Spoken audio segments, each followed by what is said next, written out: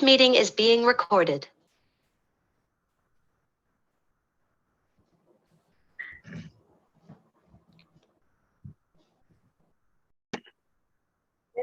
This meeting is being recorded. Wait, what is happening? Shall I start, ma'am? Yes. Okay. Start. So, Jai Bhim, all of you, and good evening. Very warm welcome to all participants in today's webinar. I am more than grateful to be here and welcome you all to this knowledge enhancing session organized by Association for Social and Economic Equality. Since last 1 2 years, this platform ASEE has been organizing such a type of webinar on various subjects like anti-caste movement, Dalit Bhujan issues and issues related to then socio-economic growth there. In previous webinar, we discussed the topic like anti-caste movement in colonial Bengal, claims of recognitions and redistribution, Dalit thoughts and anti-caste movement in late colonial Tamil Nadu, Baswannan advocate for true democracy and human rights, anti-caste movement in pre-colonial to post-colonial Odisha, and some reflections, as well as anti-caste movement in colonial central India and many more. Myself, Akshay Gujar, second year student of social work, studying Dalit and Tribal Studies and Action, Center for Social Justice and Governance, Tata Institute of Social Science, Mumbai. Today I shall be walking you through this seminar. Today we have our Honorable Chairperson of this webinar, Padamshree Professor Thorat sir, former Chairperson of UGC and ICSSR, New Delhi, and the President of ASEE, Association for Social and Economic Equality. Sir, with your continuous efforts, guidance, and a will to do something for society, we are organizing this 85th webinar on the eve of Independence Day, and we'll be discussing important topics. These informative seminars, discussions, and the topics with various themes, subjects has been adding values to our knowledge and helping us to understand the various perspectives by our guest speakers. From last several talks, we are inviting distinguished guest speakers, experts from South Indian states, Andhra Pradesh, Telangana, Tamil Nadu, Karnataka, Kerala, as well as we invited speakers from Odisha, knowing more about the movements, thoughts, social contexts, and ideologies. Today we have two speakers and they will be enlightening us on different topics. Our first speaker is Honorable Professor Sanjay Kumar sir, Center for the Study of Developing Societies, Delhi, and former Director of CSDS. He will be enlightening us on the topic of the changing dynamics of electoral democracy in India. Our second speaker is Honorable Professor Sukhadeo Thorat sir. He will be enlightening us on the topic marginalized groups and their well-being after 75 years of independence. I warm welcome to Professor Sukhadeo Thorat sir and requesting him to deliver welcome speech of today's webinar. Thank you. Well, good evening to all of you. Okay. Well, in continuation of our series of lectures on webinar, it was important to have some discussion on the occasion on the eve of 75 years of our independence. And but at the same time, we thought that it's important to have only two speakers on two different issues. So the Dr. Sanjay Kumar, the former director of CDS, Center for Developing Society, and who has done the tremendous work on the electoral politics and democracy, based on a lot of statistical information. Therefore, his views are always valued by the academician as well as by the political leaders. I am very thankful to you, Dr. Sanjay Kumar, for having agreed to share your view on this issue related to the electoral democracy. I will share some of my thoughts on the changes among the marginalized community in their well-being for last 75 years.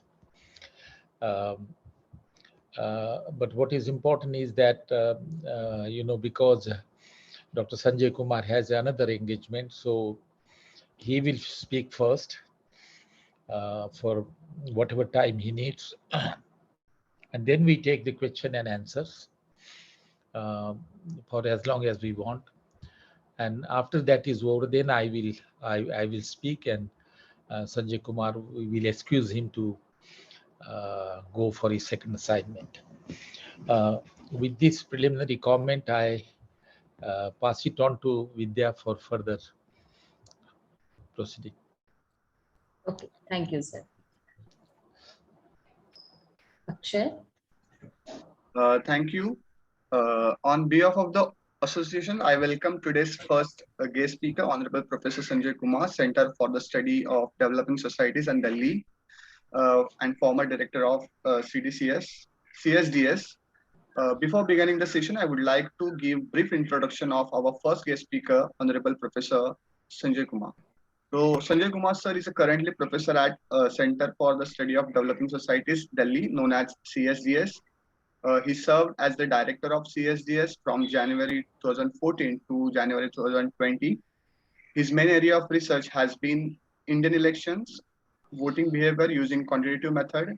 He has been engaged in conducting research on the other themes, namely Indian youth and states of democracy in South Asia. He has published several books and edited volumes on Indian elections. His two latest books are Election in India, an overview. Second, Women Voters in Indian Elections, Changing Trends and Emerging Patterns. Both the books published by Routledge Publication. Some of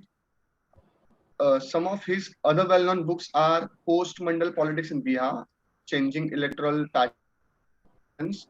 Second, Changing Electoral Politics in Delhi from Caste to Class, as well as Measuring Voter Behavior in India. Besides this, he had several other publications to his credit. He has also worked extensively on issues related to Indian youth, co-authored and edited volumes on Indian youth with Peter D'Souza and Sandeep Shastri. Some of them are Indian Youth in Transforming World Attitudes and Perceptions, Indian Youth and Electoral Politics and Emerging Engagement, Indian Youth, Youth in India, Aspiration, Attitudes, Anxieties. So he writes regularly for both English and Hindi newspapers, like in Asian Age, Deccan Chronicles, The Mint, The Hindu, Indian Express, Dainik Bhaskar, and Rajasthan Patrika. He is also familiar face on Indian television as well-known cephalogist and election analyst. Very warm welcome, Professor Sanjay Kumar sir. We are very delighted to see you on this platform, and we all eager to listen to you. I request you, sir, please deliver a lecture. First of all, I would like to extend my thanks to Professor Thorat for inviting me to speak on this panel. It's always a pleasure to be invited by such a renowned scholar. We have not worked together, but in different capacities. I have been associated with Professor Thorat in different capacities, and have always taken inspiration from him. Thank you, Akshay, for this detailed introduction of mine, and thank you, Vidya ji, for being in touch with me regarding the program. So let me, I will share a PowerPoint presentation. As Professor Thorat has already mentioned, what I will try to do, I will try to narrate the story of 7 decades of Indian electoral democracy, and I'm stressing this point: electoral democracy. I'm not talking in general about democracy. I'm just focusing on one little aspect, which is electoral democracy. And in electoral democracy, I would be talking a lot of things about how elections have taken place, the issues of participation, and various issues related to electoral participation. I don't think that if I'm talking on elections, I would be doing justice if I don't show evidences. I work in a research institute, and I always believe that if I have to say something, I should, my statement should be backed by evidences, or rather I do the vice versa. I always formulate a statement based on the evidences which I have. So where are these evidences coming from? The evidences comes from results of election commission, results declared by election commission for various assembly elections, Lok Sabha elections, and also various rounds of surveys which we have been doing whenever there's a Lok Sabha elections or state assembly election. The institution where I work, we do lots of surveys. These are social scientific survey, not the quickies, not the exit poll, because normally when we say we do surveys for election, people think, okay, you do exit poll. So I'm just trying to stress this point. These are not exit poll, but these are systematic data collection based on a randomized sample of people all over the country, if it is a national survey, and a representative sample of a particular state, if it is a state assembly election. Don't get worried that I'm going to show too many details. Yes, there would be a lot of table, but what I have tried to do is to put out a summary of what do I see, how do I see electoral patterns over last 60, 70 years. So give me a minute to share the PPT first.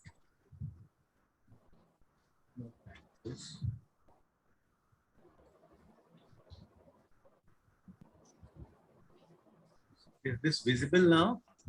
Yeah. Yes, sir, visible.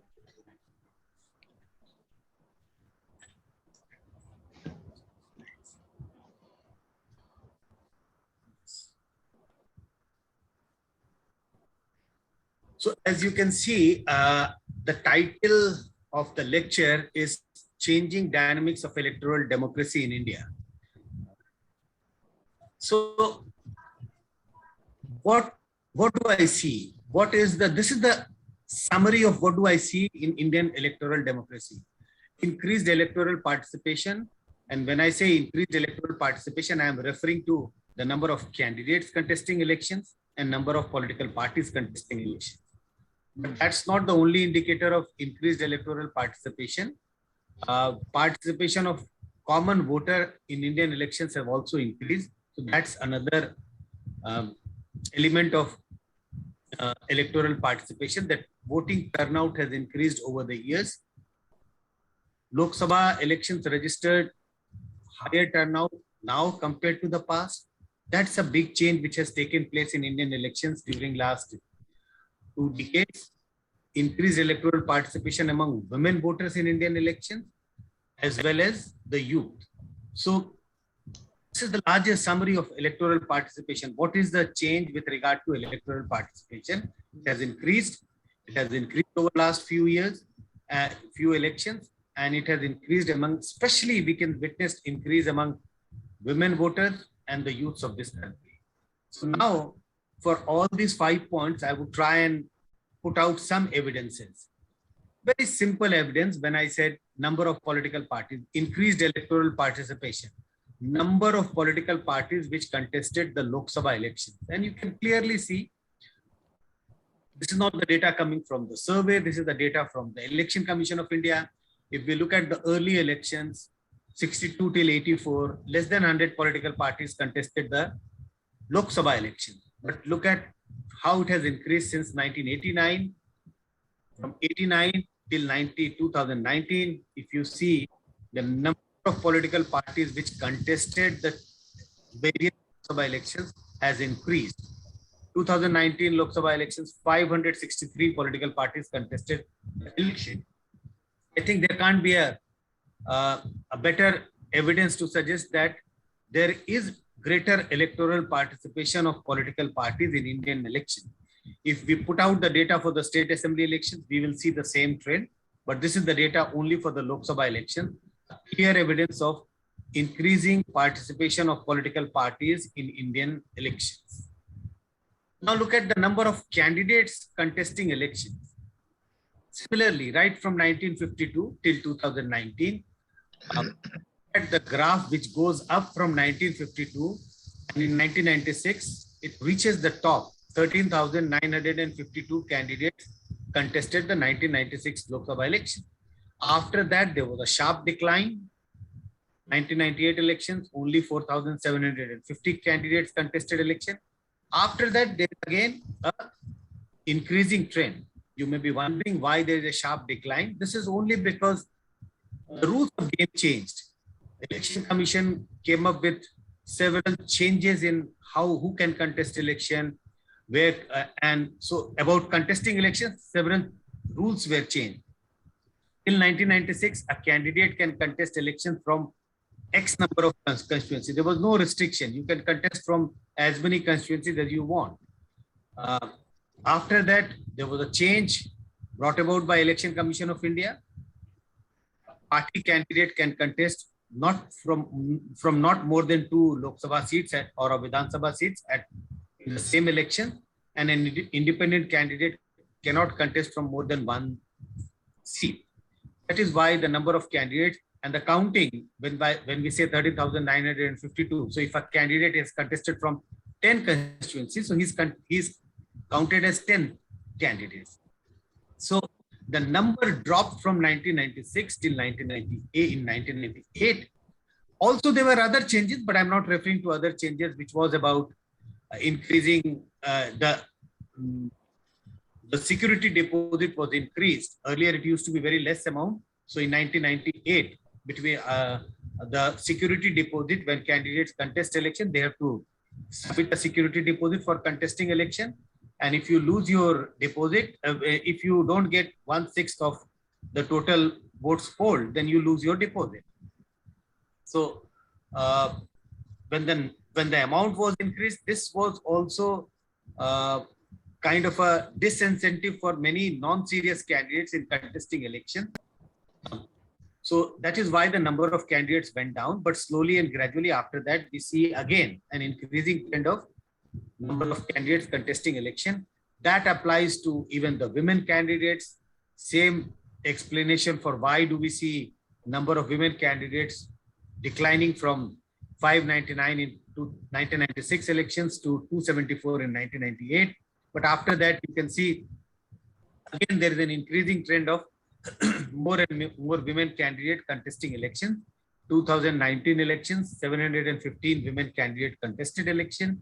Again, these are all data from Election Commission of India, official data from the official sources, which is Election Commission of India.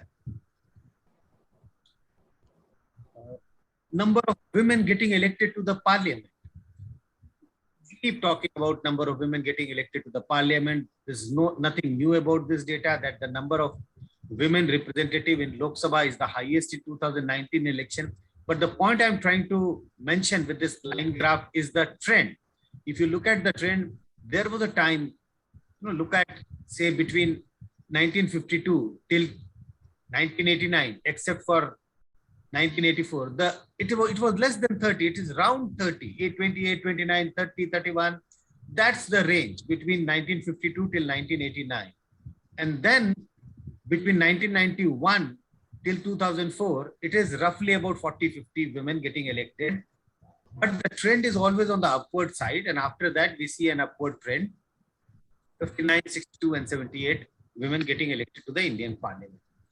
So these are all indication of increasing electoral participation by political parties, by candidate. And when I'm referring to candidate, it is also both the men and the women. And this is about the women voting turnout. And look at how the turnout has increased. If you look at the large period of India's election, the turnout used to be roughly in the range of 58 to 60%. If you look at from 1970, 77 elections till say 2009, it is roughly 61, 62, 58, 59%. So a very large period of India's election witnessed 60% turnout. But look at the jump from 2009 to 2014, the turnout went up to 66.4%. And if we look at 2019 Lok Sabha election, it increased further to 68%, almost 68%, 67.9. There can't be a better evidence to suggest that people are voting in much bigger numbers in Indian elections now compared to the past. Over a period, for a very long period, roughly 6 out of 10 people voted on the election for the Lok Sabha election. That number seems to have increased.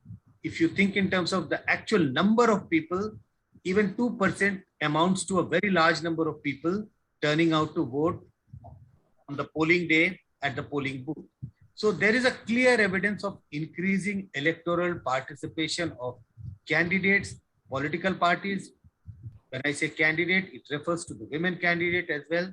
And we cannot forget the participation of women, participation of the voter, the common voters like all of us. So common voters are also turning out to vote in much bigger numbers now compared to the past. This is a very noticeable change in Indian elections. And I keep referring to this as the biggest, if somebody poses this question to me, what is one big thing which I have noticed in Indian elections over last 7 decades, 5 decades? This is my answer. The biggest change, the revolution in Indian election is participation of women in Indian elections, women voters in Indian elections. While on the other hand, on one hand, we know that representation of women in the parliament and state assemblies has remained low. The bill for reservation, bill to provide reservation for women in assemblies and Lok Sabha is still pending.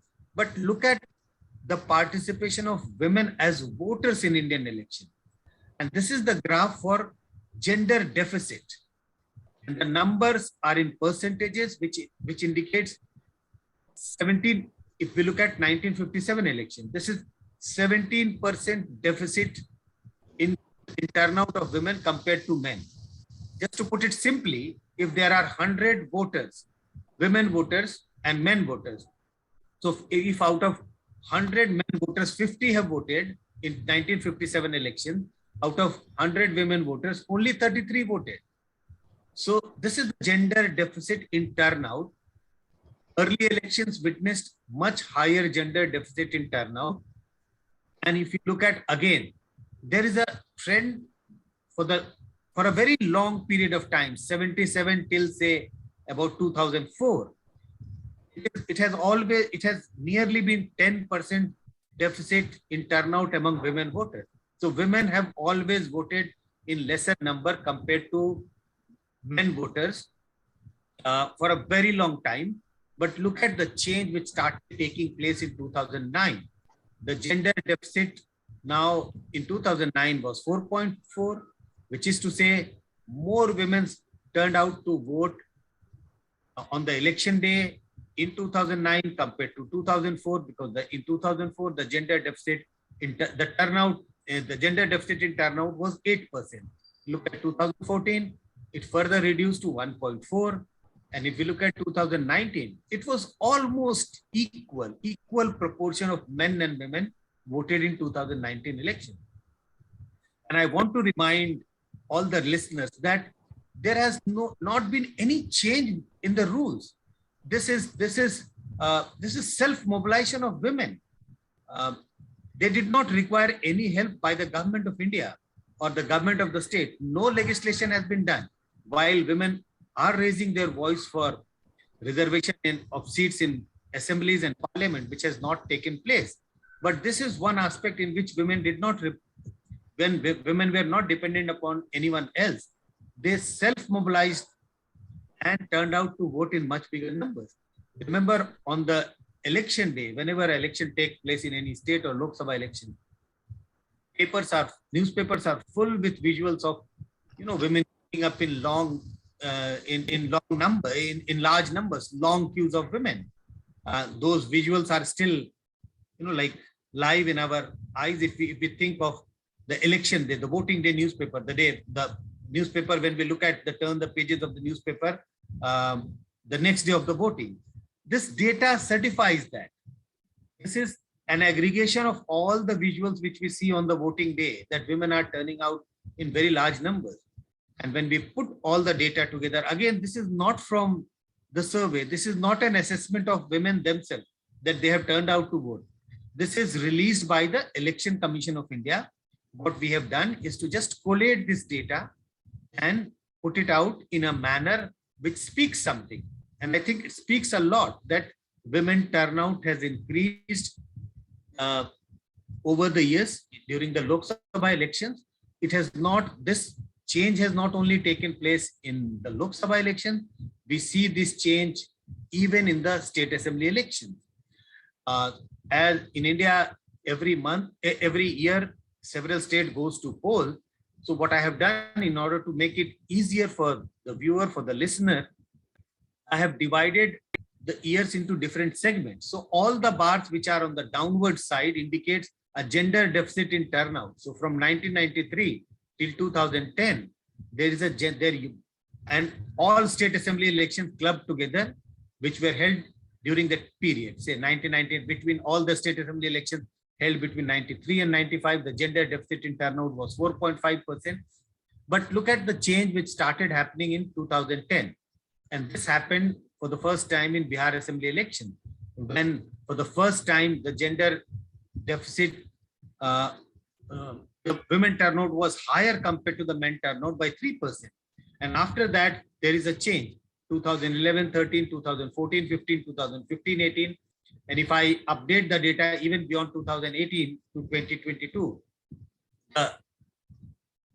women turnout is higher compared to the men turnout, even during last 3 years, the data, which is not there in the graph. So what has happened is that not only for the Lok Sabha elections, but also for the state assembly elections, women voters are turning out to vote in much bigger numbers. There are almost 14 states where women have outnumbered men. They have not only, not only the women turnout has increased, they have outnumbered men when it comes to voting. And that is why I keep saying this is one big change, or the biggest change in Indian election, which did not require any legislation. Women mobilized on their own. They realized that they have been lagging behind with regard to their electoral participation. Yes, they are still dependent upon political parties to give them ticket, but we also see larger number of women contesting elections in the state assembly and Lok Sabha independently. That's another sign of women mobilizing to participate in elections in bigger number. So these are two evidences to suggest that voting turnout among women, or electoral participation of women, has increased now compared to the past. Youth are turning out in much bigger numbers now compared to the past. And now this is the data from the survey. This is an assessment from the survey. This is not the data released from Election Commission. Election Commission does not release such data. This is based on the surveys which we have conducted, CSDS has conducted. As I mentioned earlier, these are large-scale samples, nationally representative samples of say 10,000, 20,000, 30,000 voters spread across the country. And look at the turnout of the youth, comparing the turnout of the youth with the average turnout in that election. And if you see between 96 and 2009, the turnout among the young voters, the youth, and I must mention the category of youth defined in my analysis is those in the age group of 18 to 22, used to be roughly 4-5% lower compared to the average turnout. So youth have always voted in lesser number compared to the average turnout. But 2014, big jump. Youth voter, the turnout among the young voter was higher compared to the average turnout. 2014, the average turnout nationally among all age group of voters, 66%. Among youth, it was 68%. So it was 2% higher compared to the average turnout. Remember, in the earlier elections, it used to be 5%, 4% lower compared to the average turnout. So you can imagine there is a big jump in voting turnout among the youth. 2019, there is no big change between 14 and 19, only a marginal decline if we compare with the average turnout and the youth turnout. It is 66 and 67%. But there are some concerns as well about turnout, who is participating and who is not participating. Look at the minorities, the vote among the turnout among the minorities. Again, remember, this is based on the surveys, sample surveys which we have conducted. 2009, 14 and 19. Look at the turnout among the Hindu voters and compare 58, 68, 68%.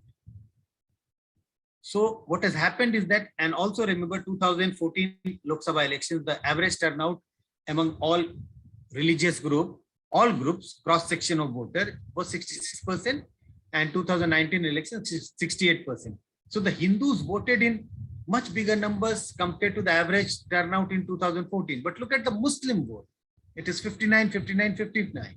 So you compare it with the average turnout, it is almost 8 to 9% less turnout among Muslims in 2014 and 2019. Similarly, if you compare with the Christian, and you have to compare it with the Hindu turnout as well as the national turnout.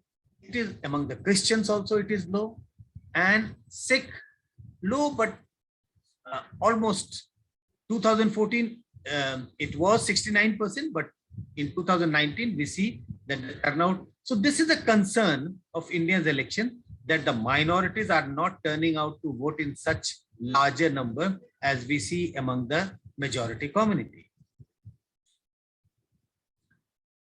What is the second story of Indian elections over last 7 decades, 6 decades? That's story number one, participatory upsurge with some concerns. Second story is decisive vote. Now voters are voting more decisively compared to the past. What are the few points which I want to mention in this? Winner are getting elected more decisively now compared to the past. So people are voting more decisively. Parties are winning elections more decisively now compared to the past. And this applies to both Lok Sabha elections as well as state assembly elections. So now look at the evidence. So that's point number two. Voters are voting more decisively now during last decade compared to the past. What is the evidence? Look at the vote share of BJP or NDA in various states in 2019 Lok Sabha election. And there are large number of states, starting from Himachal till Tripura, BJP managed to get more than 50%. If you include Maharashtra, that was an alliance with Shiv Sena. In Bihar also, that was in alliance with other political JDU. So if you count these states, almost 14-15 states where BJP along with their allies got more than 50% vote, which is unusual, which is not usual in India's elections. In a multi-party democracy, even in the states, look at some states, Himachal, Gujarat, Rajasthan, Delhi, Madhya Pradesh, Chhattisgarh. These are all bipolar countries. UP. Remember in UP, there was an alliance of Samajwadi Party and BSP. Still, BJP, along with their smaller allies, managed to get 50% vote. So this is a decisive vote. Voters have voted in favor of one political party decisively. The victory margin, the runner, this is the gap between vote in terms of percentage of votes between the winner and the runner. The decisive vote has resulted in winner getting elected with, much bigger margins. It's not that large number of candidates are getting elected with few votes. We keep talking about, BJP candidate or Congress candidate or Samajwadi Party candidate, one large number of seats by small number of votes. If you look at the trend over a period of time, what happened in Indian elections, especially after 2014 and 2014 and 19, the victory margin has increased, the average victory margin. And when I say average victory margin, it includes winner of all political parties. And that's the point I want to stress, that voters have voted decisively. When they are voting for Samajwadi Party candidate, when they are voting for Congress candidate, when they are voting for candidate of any political party in the Lok Sabha, they are voting decisively. And the difference between the winner and the runner over a period of time, it used to be roughly about 10-11%. But look at from say 1996 till 2009 election, the gap between the winner number one and number two used to be almost 10% votes. But 2014, it went up to 15%. 2019, it further went up to 17%. An indication, these figures indicate of voters voting decisively for the winner. Again, another evidence. Look at, I've just picked up few state assembly elections to indicate, to remind you that voters are voting decisively. UP Assembly election, 2017-2022, a decisive verdict in favor of BJP. Tripura, 2018, decisive verdict. Rajasthan, Chhattisgarh, and this is cutting across political party.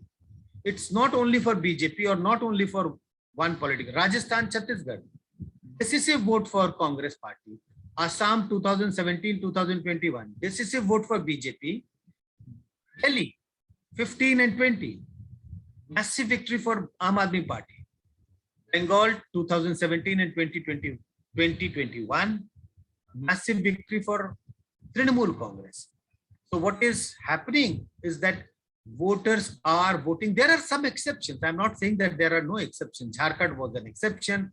Haryana was an exception. There are few other exceptions. But look at, we can keep mentioning, I have just listed some states, but we can include, say, Telangana, we can include Kerala, we can include Tamil Nadu, large number of states, wherever when parties have come back to power or won state assembly election with decisive margin. So that's another trend of India's elections during last few decades, that people are voting more decisively now compared to the past.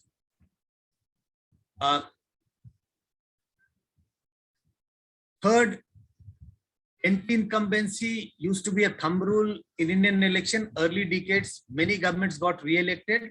Then we had a time when many governments got defeated. During the period 2000 and 2013, many governments got re-elected. The point I'm trying to say, this is another indication. This is another trend in India's election. We keep talking about anti-incumbency. The point I'm trying to mention is that we do not see anti-incumbency, the period of anti-incumbency throughout the period of throughout last 6 or 7 decades in Indian election. We had mixed periods of pro-incumbency, anti-incumbency. The early governments got re-elected. When we talk about the 50s, 60s and 70s, governments were getting re-elected. There was a time when large number of state governments were getting defeated. And then post 2014, for a brief period of, there was a period of anti-incumbency because there were many Congress governments in many states, and Congress governments started losing elections one after another. So we have a mixed period of pro-incumbency, anti-incumbency, pro-incumbency, anti-incumbency.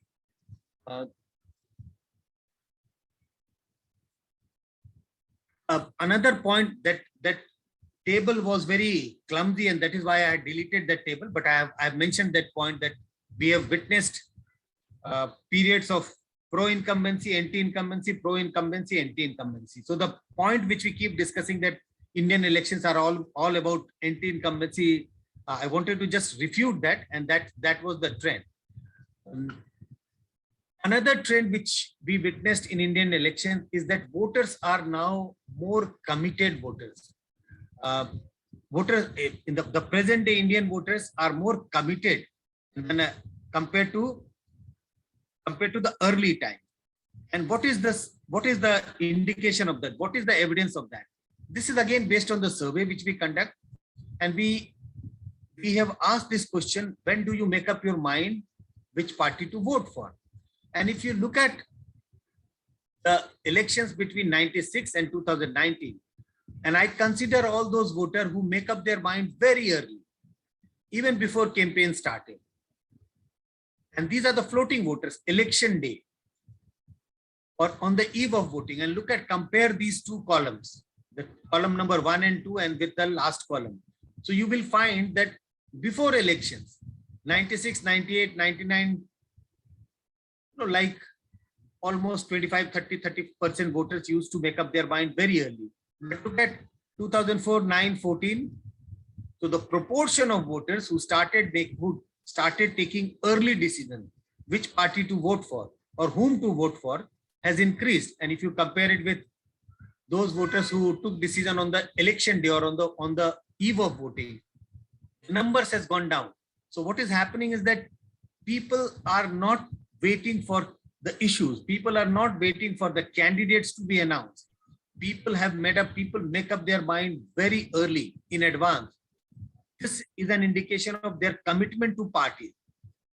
We don't know whether this commitment to parties is because of ideological leaning, but whatever may be the fact, there is an evidence that people are more committed in voting for party A, party B, or party C now compared to the past. They don't wait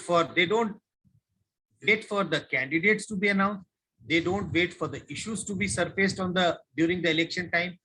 Commitment of voters to the political parties has increased now compared to the past. More voters are now taking independent decisions. Again, this is based on the survey. Decided on your own. People who decide, voters who decide on their own.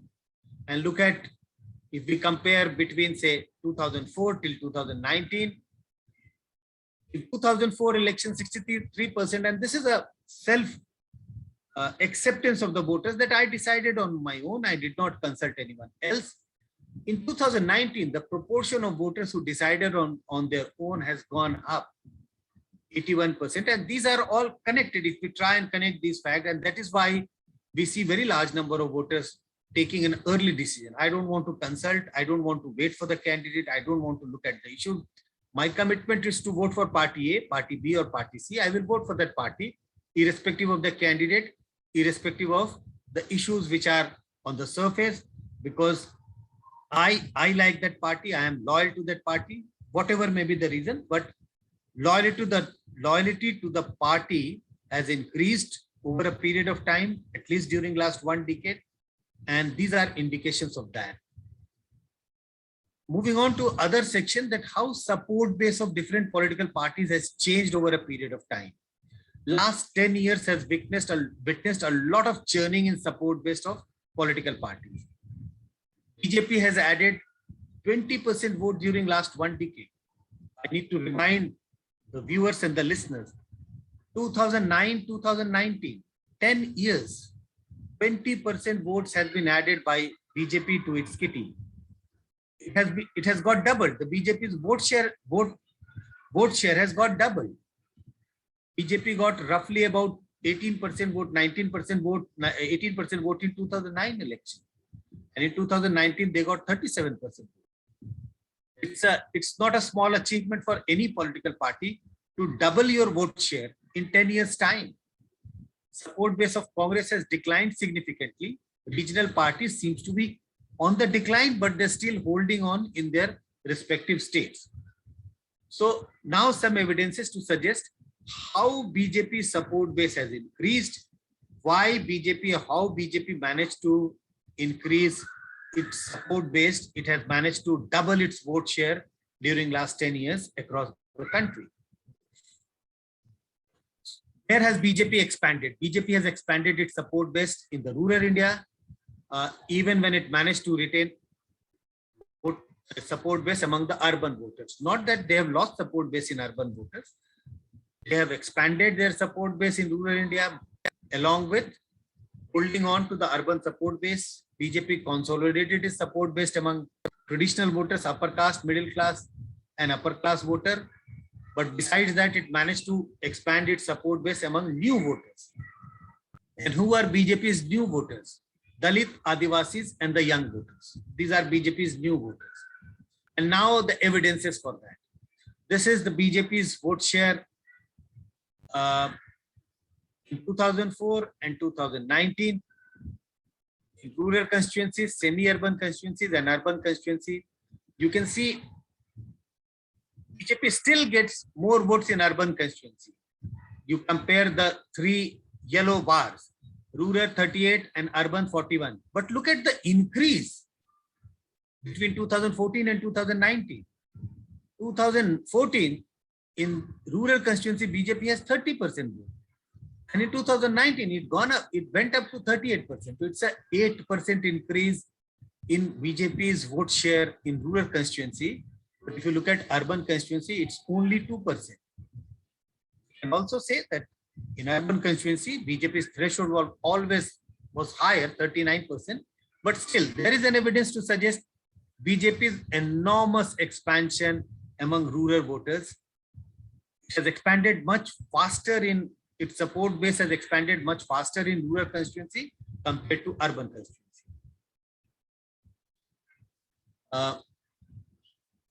This is among the upper caste voters. Nothing much to say. BJP has always been popular among the upper caste voters. It has the data suggests that it has become very popular now. 61% of upper caste nationally have voted for BJP, and for Congress it has gone down to only 12% of upper caste voting for Congress nationally. And you can compare it with different ways. Congress vote share is 19%. Among the upper caste, it is 12%. So it is 7% less. BJP's vote share nationally is 37%. Among upper caste, it's 61%. 61% of upper caste have voted for it. So it's a huge popularity of BJP among upper caste.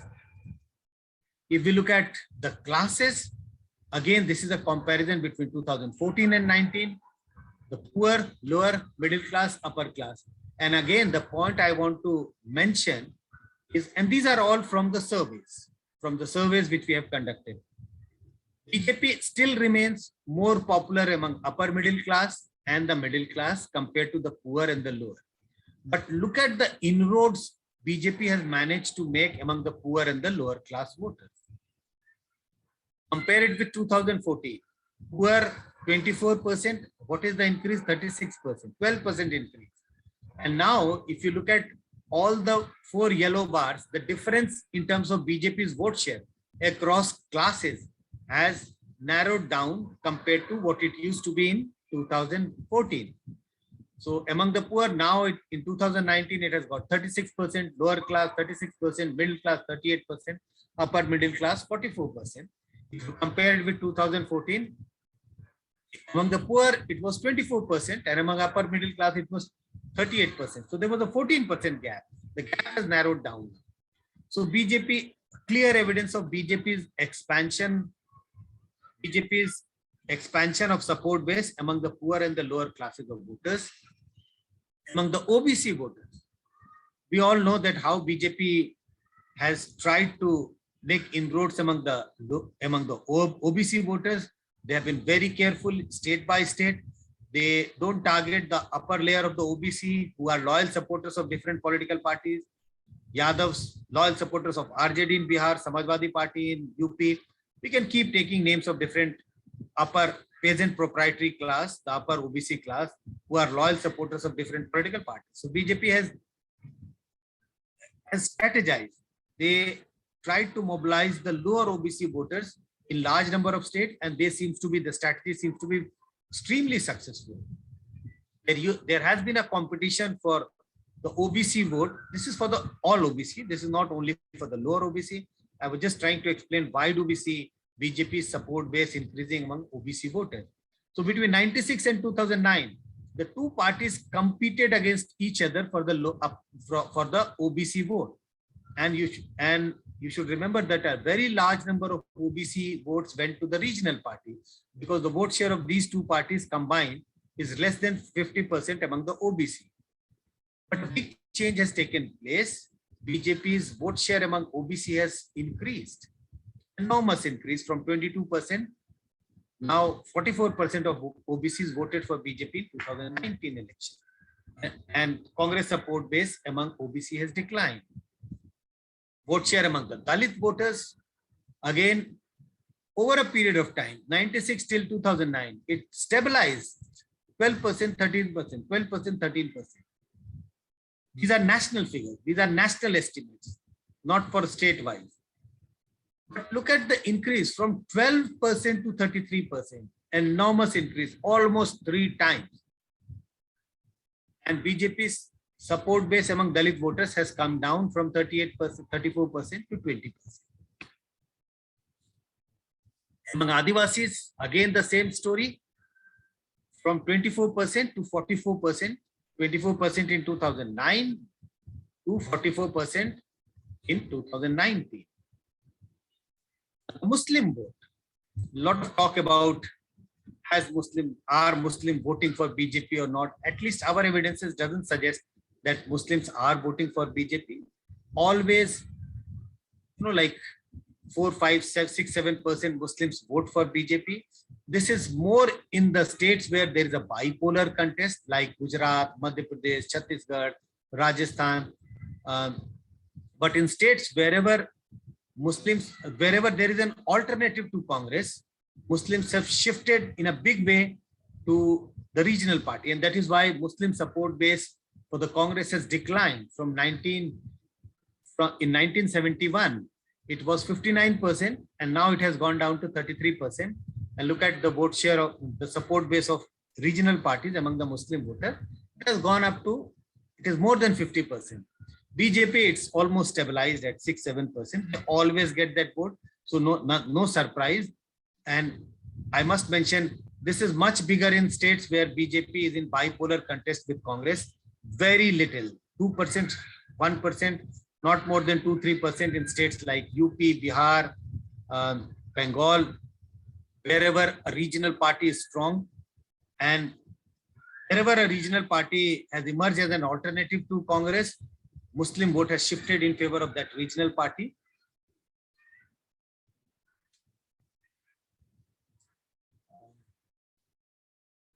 Social media, the role of social media, it's that how much role social media.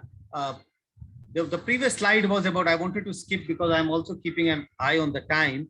The previous slide was about, I have not kept evidences for that, but let me also mention these points that, and this is especially with reference to 2019 and 2014 elections, that nationalism has become such an important issue of India's election. Leadership has become an important issue in India's election, and welfare schemes are helping the ruling party in mobilizing votes in its favor. When I say leadership has become is playing an important role in India's election, it is not only with regard to BJP, it is not only with regard to the national election.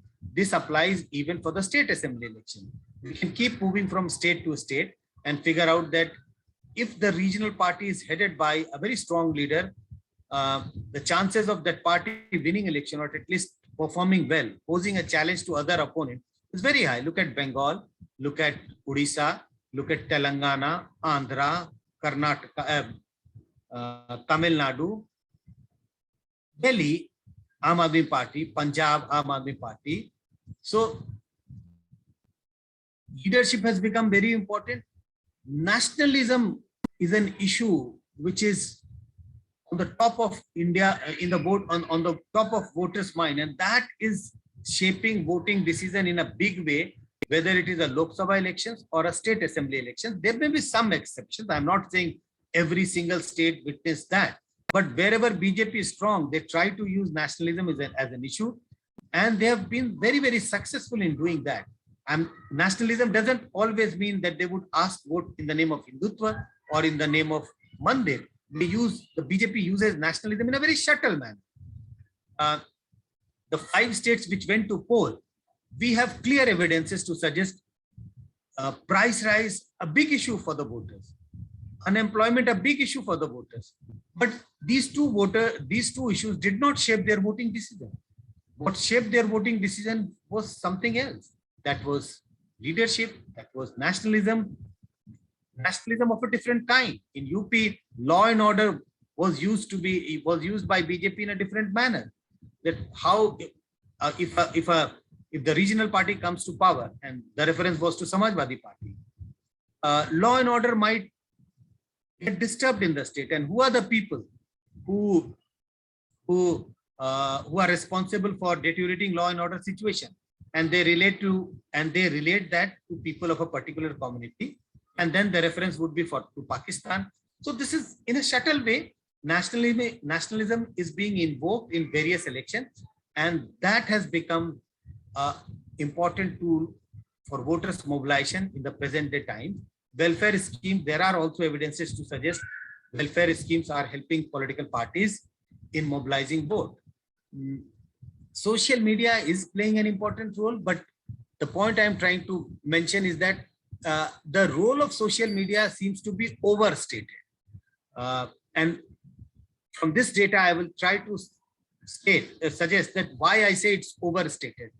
Not that BJP is winning elections only because of their campaign on social media. Yes, people who are active on social media, BJP is slightly more popular.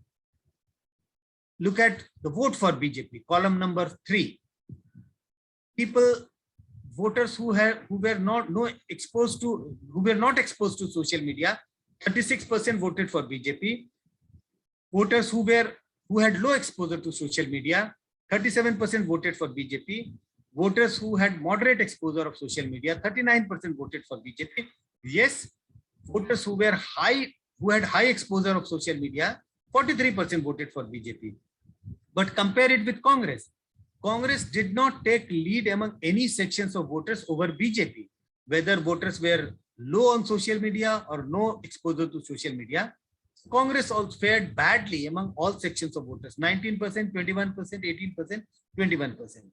So the evidence suggests BJP does benefit or does get more votes among those who have high exposure to social media, but it's not evident that BJP do not get votes among those who are not exposed to social media. And these are the various points connected to that. That is how BJP has managed to make inroads among the Dalits, the Adivasis, the poor, the rural voters. And if we look at who are the people who are not exposed to social media, the proportion among the Dalits, Adivasis, uneducated, rural voters would be high of those who are not exposed to social media. So that's the point I wanted to mention, that yes, role of social media has increased in Indian election, no doubt about that. We know that how Aam Aadmi Party used social media in a big way to, not only come to power in Delhi, but to expand in different states as well. But BJP's victory, because of their clever use of social media, or because of their only clever use of social media, seems to be overstated. BJP benefits among those who have high exposure of social media, but not to the extent as we tend to believe. Emerging concerns. Those were some lovely stories about participation. In the middle, I did raise some concerns about like participation, etc. But there are some other concerns: increasing role of money power in Indian election, undue clout of politicians with tainted background in Indian elections, defections becoming the order of the day, ideology receding in the background of Indian politics. And I will end by just showing one slide. Number of criminals or number of percentage of members of parliament with criminal records from 2004 and 2019, percentage of parliamentarians in the Lok Sabha with tainted record, from 24% it has gone up to 43%. And there is no difference between Congress MP and the BJP MP. Among the Congress MP also, almost half of them have a tainted record. And among the BJP also, 38% have a tainted record. So I will stop. Thank you for your patient hearing.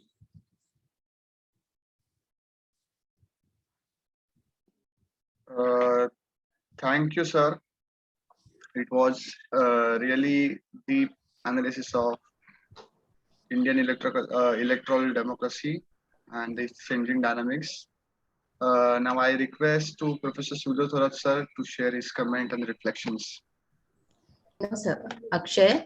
Yes. Now we are taking question answers first. Okay. Then sir will talk. Okay. Okay. Please read questions. Okay. Yeah. There is many questions. There are. I think Sujay Kanti Ghoshal asking, respected sir, it was really a nice presentation. I have queries related to slide number 1. Queries is increasing number of political parties strengthen good democracy, and second query is regarding strong leader Do you think present trend is good autocracy is better than bad democracy? Sorry, what was the first? The second question I will quickly answer. No, personally, I don't think that the present form of elections, where elections are being dominated by one leader or people are voting in the name of one leader, whether in the state or in the Lok Sabha, it's not good for parliamentary democracy.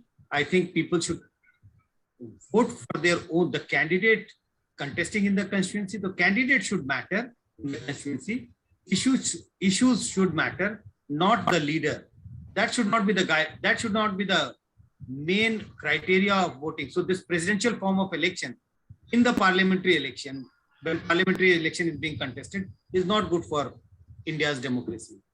What was this first question?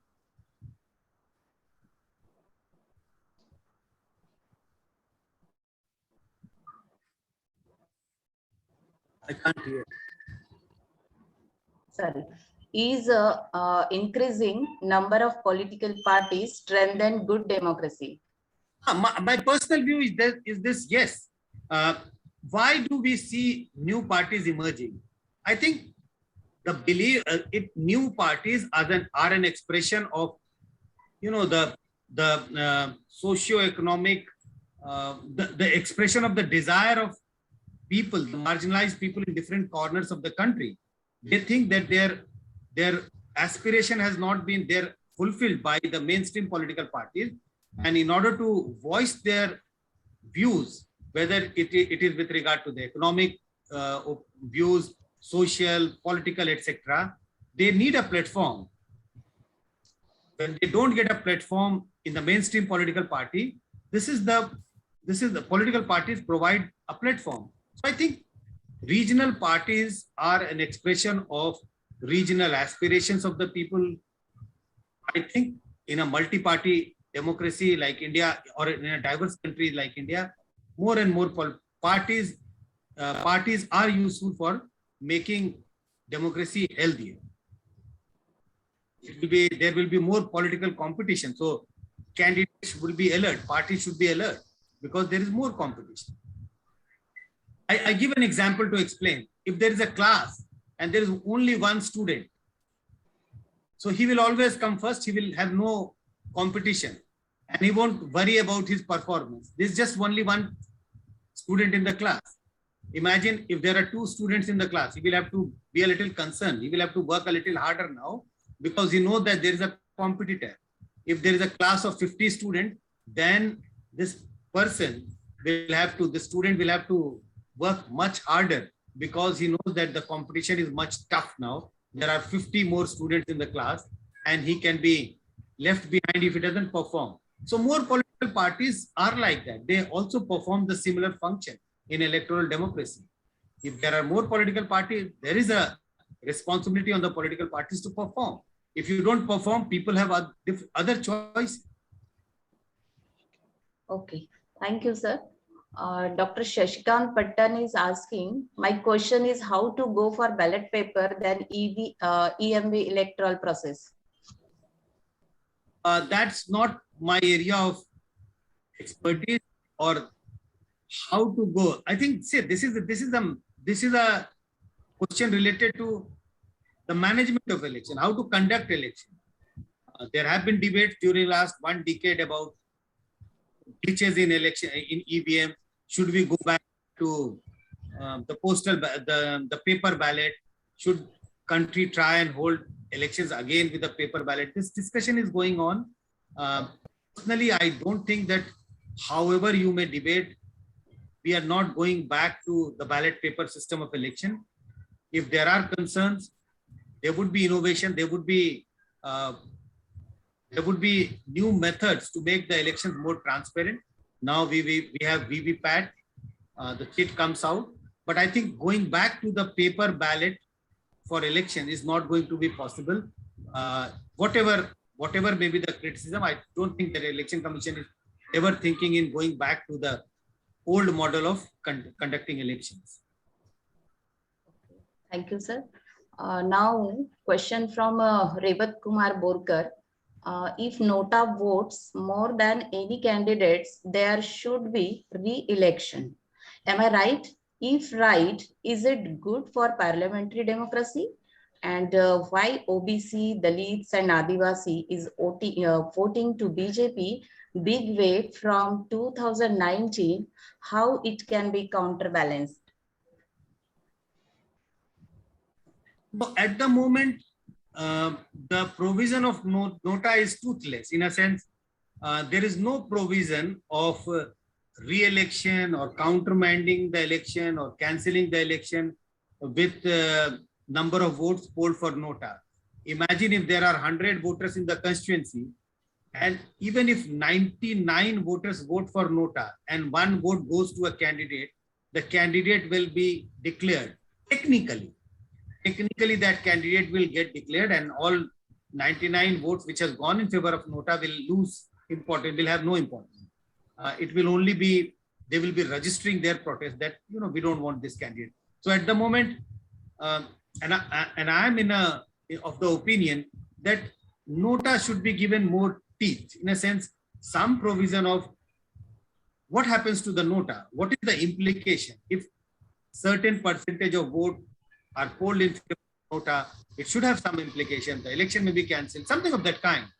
Need to be thought carefully, but at the moment, nota is just a provision. If you don't like any of the candidate, if you're angry, whatever, for whatever reason, you can go and press the button of nota, but it has no impact on the electoral outcome. As I suggested, even if 99 out of 100 people vote for nota, it has no implication on the electoral outcome. Why OBC, Dalit and Adivasi is voting for BJP in a big way? I think several reasons. Attraction for the leadership. They look at the leadership being provided by the BJP, especially Narendra Modi, and then compare it with other leaders, and they think that this is a man who is far more competent compared to others. This was the case for the state assembly election soon after BJP came to power in 2014. Now this factor is getting diminished, and that is why last couple of years you can see that state assembly elections are producing different kinds of results. Even if voters have voted for BJP in a big way in the national election, they think carefully and may vote differently in the state assembly election. So the leadership is one factor, but that factor is coming down. The impact of leadership on voting choices is slightly coming down. But there are other factors as well. Labharthi, there's a lot of talk about welfare schemes.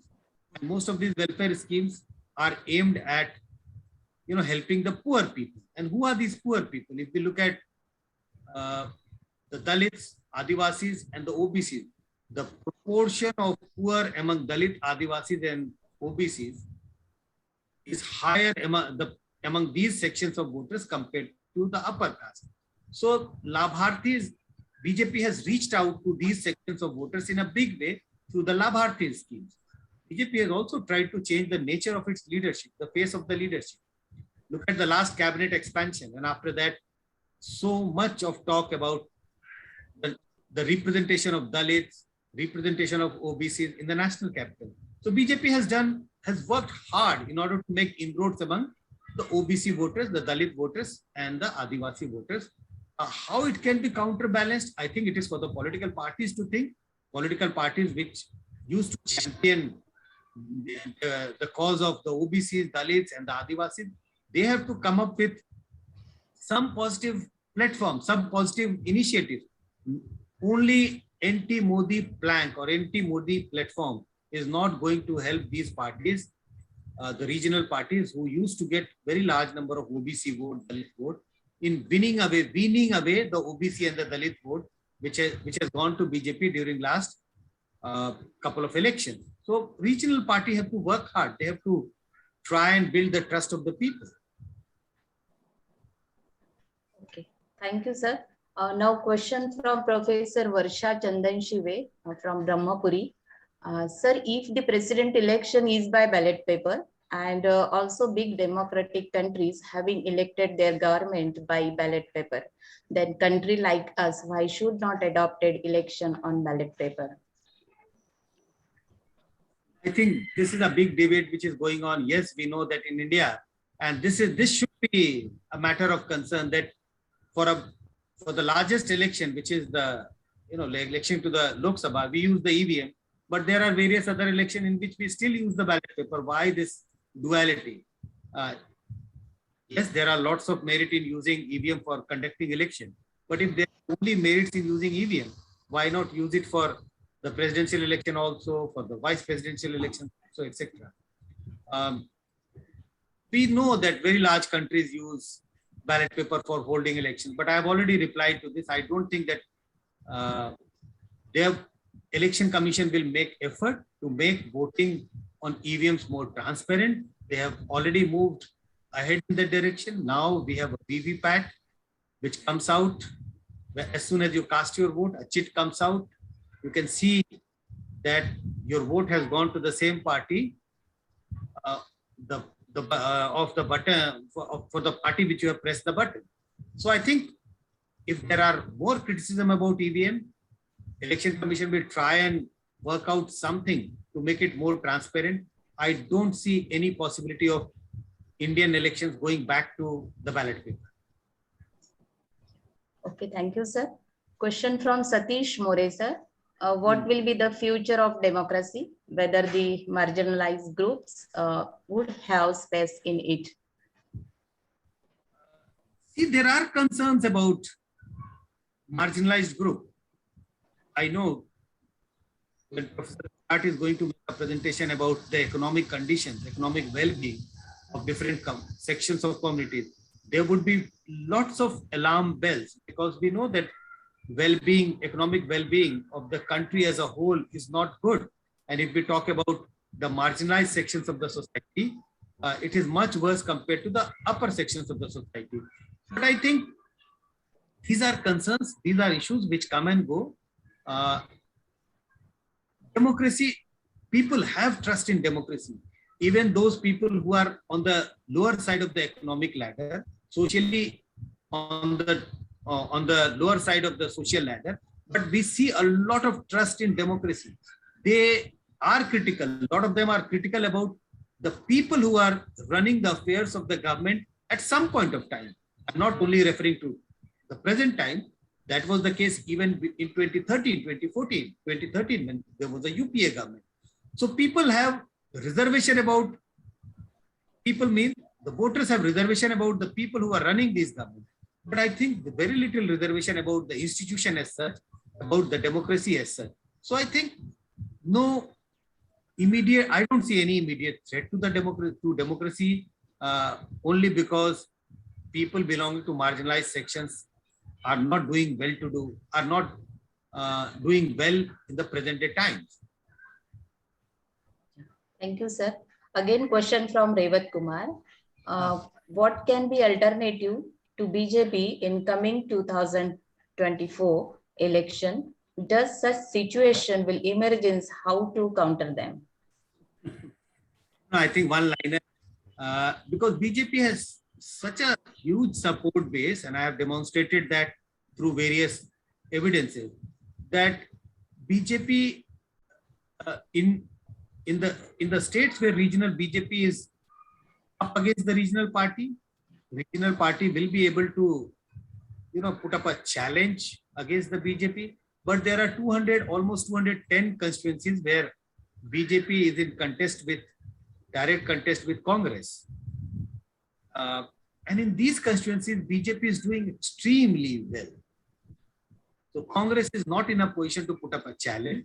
I think the only way to counter BJP in 2024 would be, there should be some coordination among the regional parties. I have stopped you. I thought that it is better not to use the word opposition unity, because it looks like a very superficial word, opposition unity, as if everyone has to come together. No, I don't think that opposition unity. I also believe that opposition unity, achieving opposition unity is not going to be very easy. So opposition party at least needs to think of opposition coordination. Coordinate, and then only these regional parties can pose a challenge to BJP in 2024. Thank you, sir. Dr. Prem Raj Khangan asking, why women's participation in parliament going down?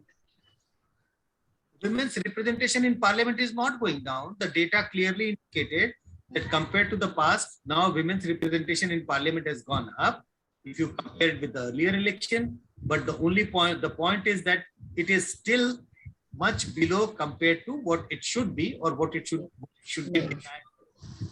But the women representation in parliament has gone up during last 1 decade. Okay, thank you, sir. Ajay Manwarji asking from Amravati, whether cross-counting of EVVPAT slips with the EVM machine result can be treated as equivalent to paper ballots. No. What is happening at the moment, all the VVPATs are not counted, not for all the booths, for all the assembly elections. It is, at the moment, it is being counted on an experimental basis as a random basis. So they select few polling stations or few assembly constituencies just to instill faith among the candidates, political parties, voters, just to match that. These are the 10 booths in which EVMs were votes in the EVMs were counted and the VVPATs were also counted. So the counting of VVPAT chits are not treated as election result. It is only election results are announced based on the counting from the EVM. As I said, why? Because all the chits are not being counted, which comes out from the EVM machines. So all the VVPAT are not being counted. Thank you, sir. Yeah. Suhas Basme is asking, do you think it's an end of ideology for a democratic process? End of ideology is too strong a word. I would not like to use that word. But I would say, yes, a declining role of ideology is what we see in Indian election at present. If we see end of ideology, I think Hindutva is an ideology, and look at how one political party has managed to expand its support base using Hindutva as an ideology, along with nationalism is an issue. So I don't think that ideology has ended in Indian politics. Thank you, sir. Dr. Thangraj, sir. Please unmute yourself. Dr. Thangraj, sir.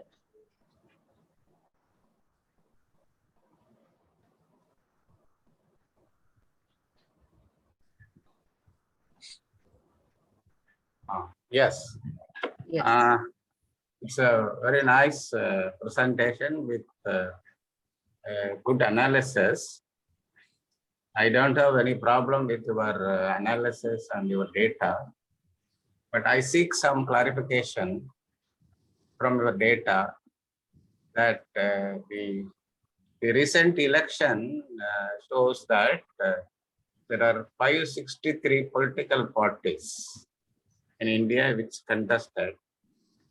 Can we get details of Dalit political parties? This is one question. And the second question is, your data shows that Dalits, 33% of Dalits voted for BJP, 20% of voted for Congress.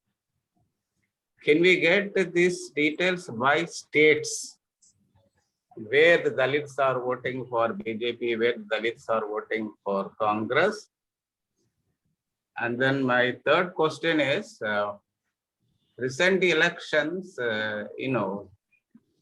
Mr. OIC and BSP parties have helped BJP to come to power. I do not know what will happen to the coming parliament election. These parties stand. These are my three questions. First on, can we get data for how Dalits have voted for BJP, Congress and other parties statewide? Yes, you can get the data. We can do that analysis based on the sample survey which we have done. Second question about, can we get list of Dalit parties? There is no official classification of Dalit parties. One has to, this is a subjective.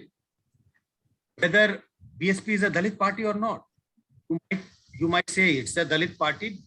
Maybe BSP Supremo herself will say, no, this is not a Dalit party. We are a Bahujan party. We want to votes of all the. So the point I'm trying to say is that we need a definition, and then we can segregate which are the Dalit party and which are not the Dalit party. Does getting a vote of Dalit means it is a Dalit party or not? So that is why it is a subjective thing. There is no official classification. One has to sit with the list and figure out which are the parties which is headed by Dalit leader or champions the cause of Dalit, but that can be done with some effort. The third question was on BSP and the OSC party helped BJP in coming to power. Are you referring to the 2000 Lok Sabha 19 Lok Sabha election or the state assembly election? The point is that there is no evidence for that. We keep discussing this, that OSC helped BJP or OSC helped BSP, etc. Even if you're talking about Lok Sabha election, that is not applicable. BJP got such a large vote share. If we are referring to the UP assembly election, again, the gap between BJP and Samajwadi party is such a large gap that these things may have mattered for 1%, 2% vote. So I don't agree with the view that BJP is being helped by OSC. There are evidences of, people, the BSP did not contest election, they helped BJP, but BSP did contest election. So technically, we can't say that BJP managed to win elections in UP because of BSP or because of OSC.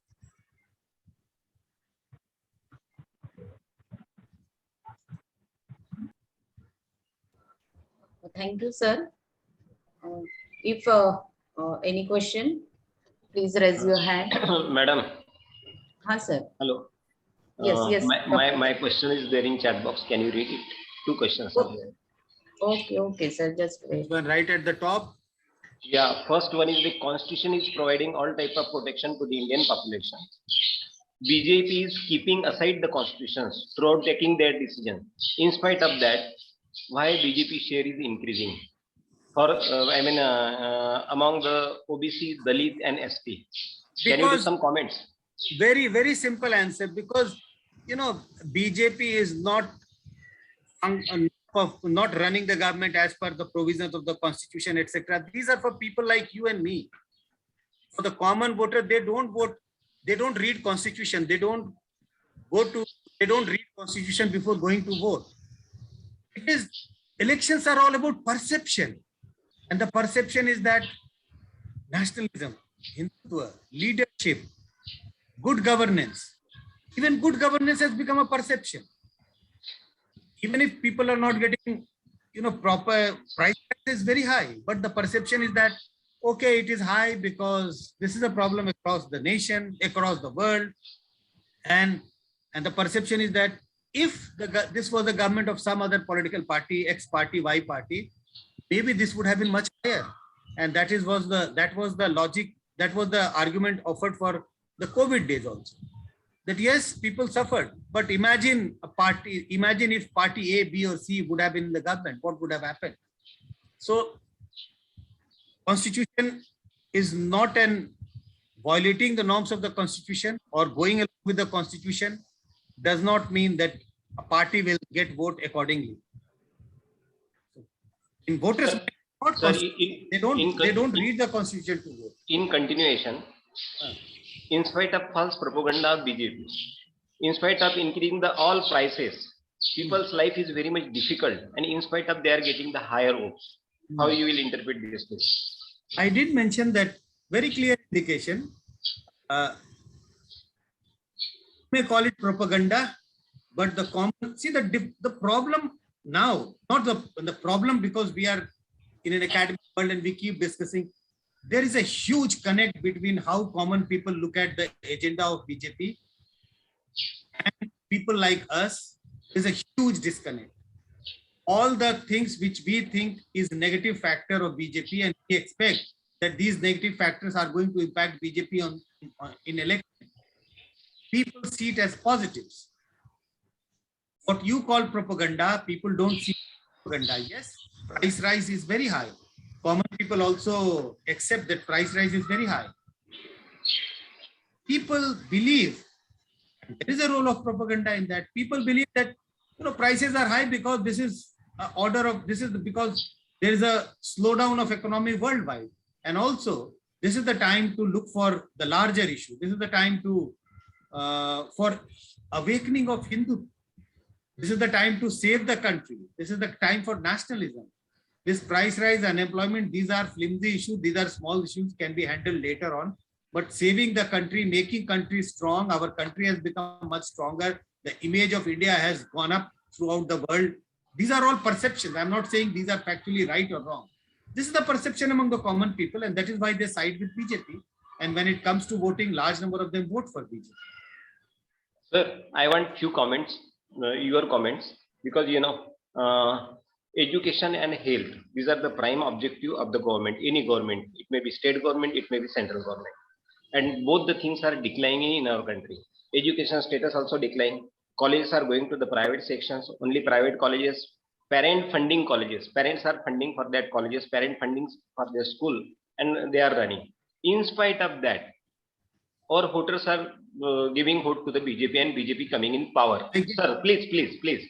How you will interpret whether purposely our voters are wiser always?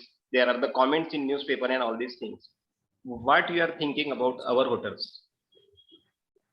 You said voters, they read in columns in the newspapers. What was the last line? You said Indian voters are wise, they read newspapers. No. I think my previous response to the previous question, why BJP is violating the constitution, still people are voting for them. The same response will apply to this question as well. That why BJP government is not paying attention to the health and education, but still people are voting for them. I did mention about this whole issue of the nationalism being played in a big way by the BJP government, and that is why people are getting attracted towards BJP. Same reason applies. More than education, more than health, it is day-to-day livelihood. Prices have gone up enormously. People do accept that in the surveys, large number of people. But that there was a time when people's opinion or their experience about economic health of the family was a deciding factor. 2004 was a factor. 2014, when people felt that prices have gone up, there is a lot of corruption, they voted out the UPA government in 2004. Despite India's Shining campaign, in the surveys we figured out that large number of people felt that yes, there is India shining, but it is shining only for small number of people who are the rich. It is not shining for large number of people, the poor and the lower middle class people. And they voted such a popular leader. They voted out such a popular government of that time, such a popular leader, Vajpayee. Now, this is a different phase in Indian politics where these issues, which are the real issues, I'm not saying don't misinterpret my statement. These are the real issues. The election should be contested on these issues. Opposition parties have failed to make these as the real issues. Even in UP, Samajwadi Party started its campaign on these issues. But when they realized that this is not finding any resonance among the voters, they shifted to other issues of social justice. That is the issue. That is the issue of present day elections.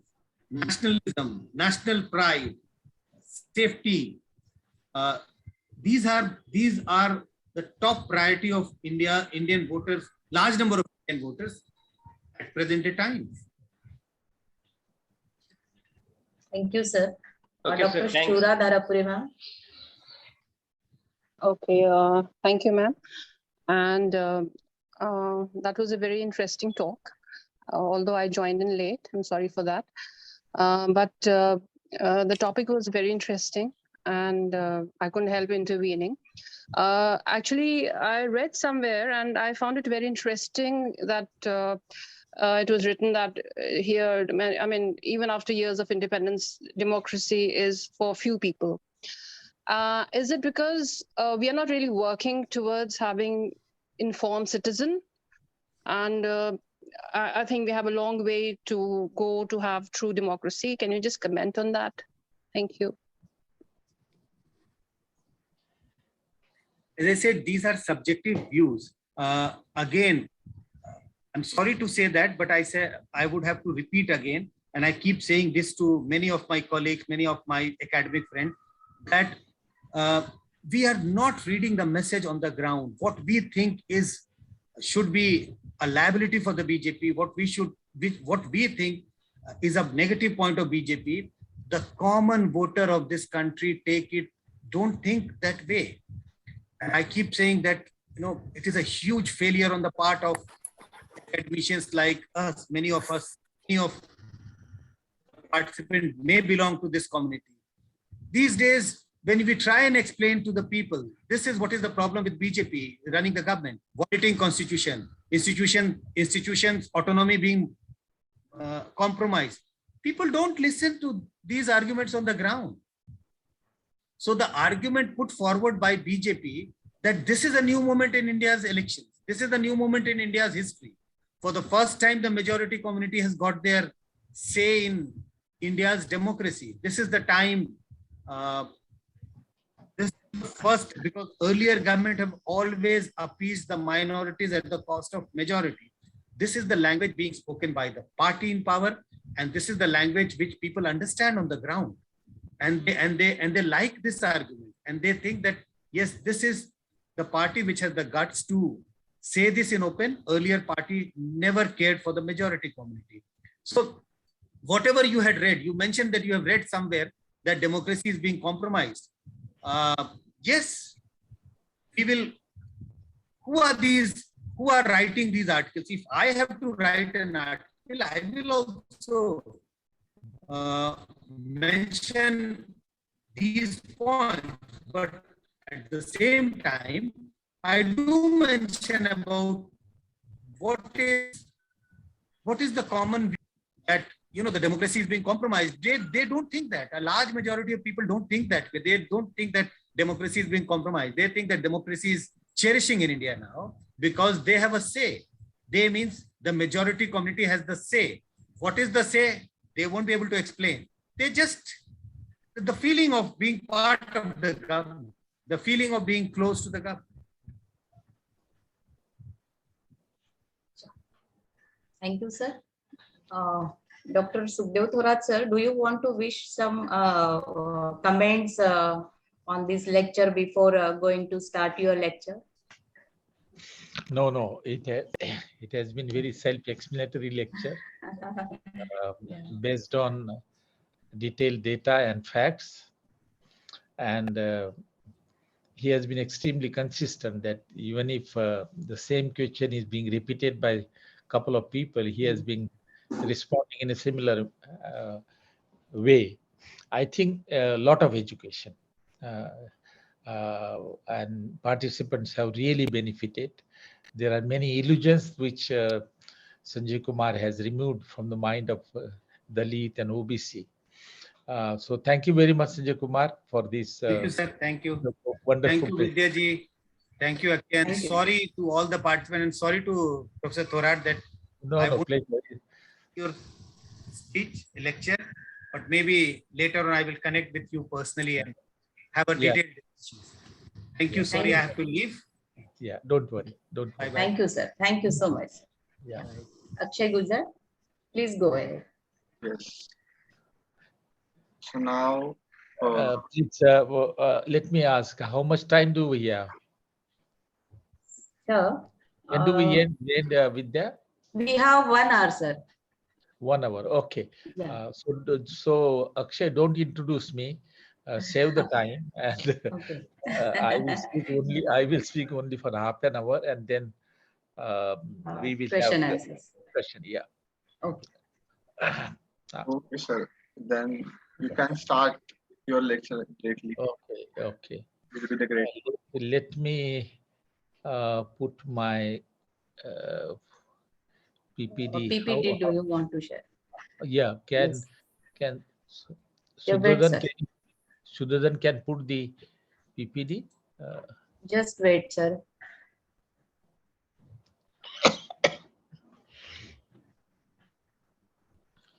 Sir, is not sharing from your side?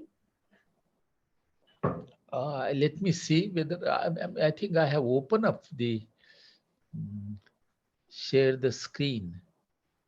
Yeah, it's allowed from our side, sir. It's allowed? But Yes, sir. I don't know I'm not able I'm able to see it.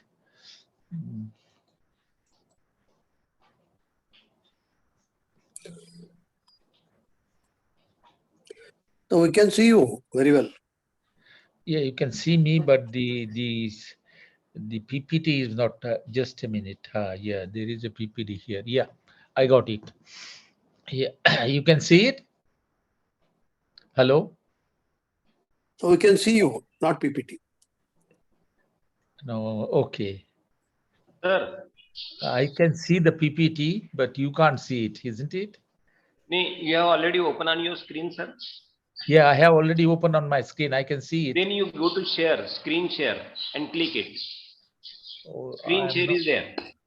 You know, there are the participant chart, screen share on bottom line. You can see this one. Yeah, they are not. Just press on share, sir. We open the PPT and just press on share, it will be open. No, I can't see the share. It is covered. No, sir. It is open next to the video version. Mute video version, next to share, then participants. Down bottom line, sir. Bottom line, where is the share? I can't see. Middle green color. Go to the first Zoom means open your window first. Zoom wala. Then there is an option. Write to the comment box. Share screen. I have opened up my PPT.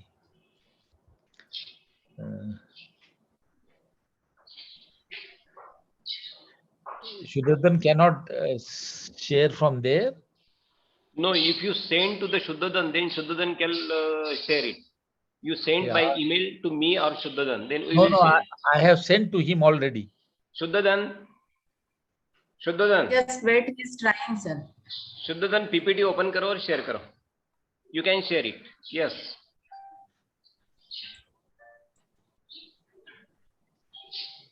Shuddhadan.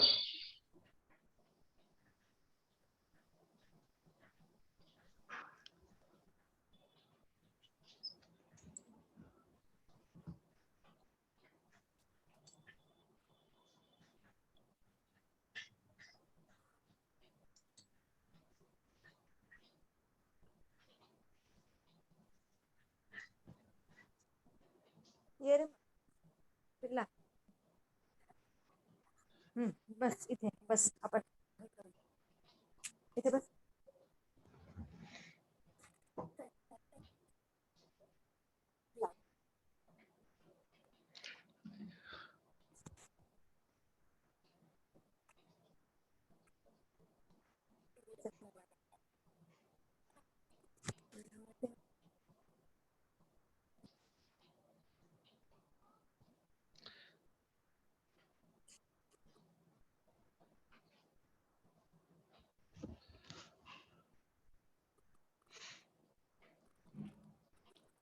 Hello. Sir. Hello. Sir. Invite people, copy link. What is Shuddhadan doing? Sir तुम्ही तुमचा झूमच्या window वरती जावा पहिल्यांदा आणि तिथे share स्क्रीनचा खाली option आहे. तुम्ही PPT पहिली क्लोज करा. पीपीटी क्लोज करू. मिनिमाइज करा पहिली आणि तुम्ही तुमचा झूमचं ओपन करा. पूर्ण दिसतं ना आपला झूम, सगळे विंडोज दिसतात. Okay, where is my Zoom?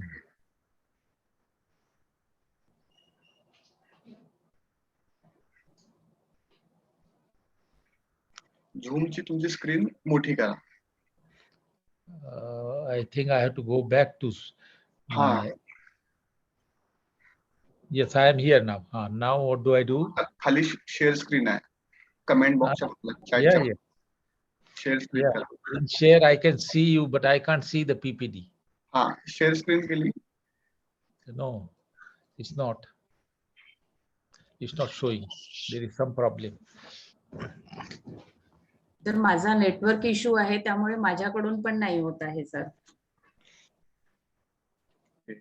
Anyway, I will just speak then for half an hour and we'll take the questions. Okay, sir. We'll try till then. Okay.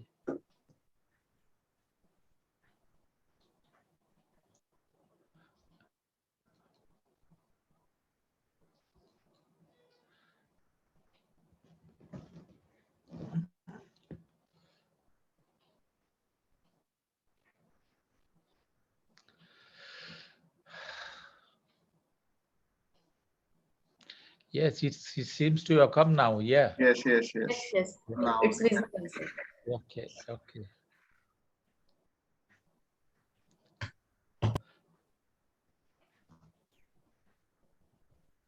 It's not moving. Shudhadan, can I move it or you will have to move it? मी करत आहे. Shuddhadan can't do, sir. Shuddhadan can't do. You have to do it because that is not opening in Shuddhadan laptop. You have to do. Sir माझ्या device मधून on येतं.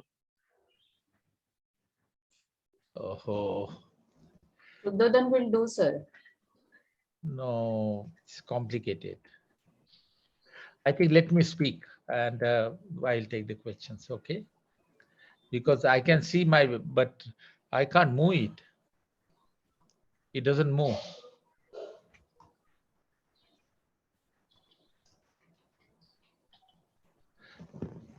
Now it moved to recognition of intergroup inequality. No, it doesn't go down or up. Sir माझ्याकडून move होत आहे screen. हा मग पहिल्या स्क्रीनवर ये ना आधी. Okay.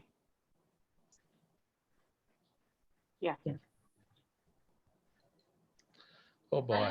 Sir, you can start. He will do, sir. No, you can't do it. It's complicated. I have to do it. Forget about this. Let us talk about. Okay. Yeah. So the topic that I want to, as mentioned earlier, is to sort of look at the changes in the social and economic situation of the marginalized group since the last 75 years. Now, obviously, I cannot show you the data which indicate the change over a period of time. So I will make you a silent point, and then we can certainly discuss. When we talk about the well-being of marginalized group, there are two points which we should have a clarity. One is which are the marginalized group we take. I think based on the data, what I would like to say is that a socially disadvantaged and economically disadvantaged group for which the government has developed a policy largely include the scheduled castes, scheduled tribes, scheduled castes, part of OBC, and religious minorities, particularly the Muslims. And of course, economically disadvantaged group who have low income. So what we can study is to see the situation of this group today. The objective of the government has been to reduce the gap between different groups. Mobile मधनं ते नाही करता येणार. माझ्याकडे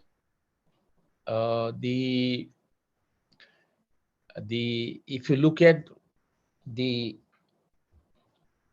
structure of the Indian society, that the Indian society suffered from a high degree of inequality in the well-being or in the level of living. Now, this inequality is between different castes, the scheduled caste, the OBC, and the high caste. So intercaste inequality is our prime problem that we have been facing from the very beginning. Then there are a group like tribal groups which also lag behind considerably.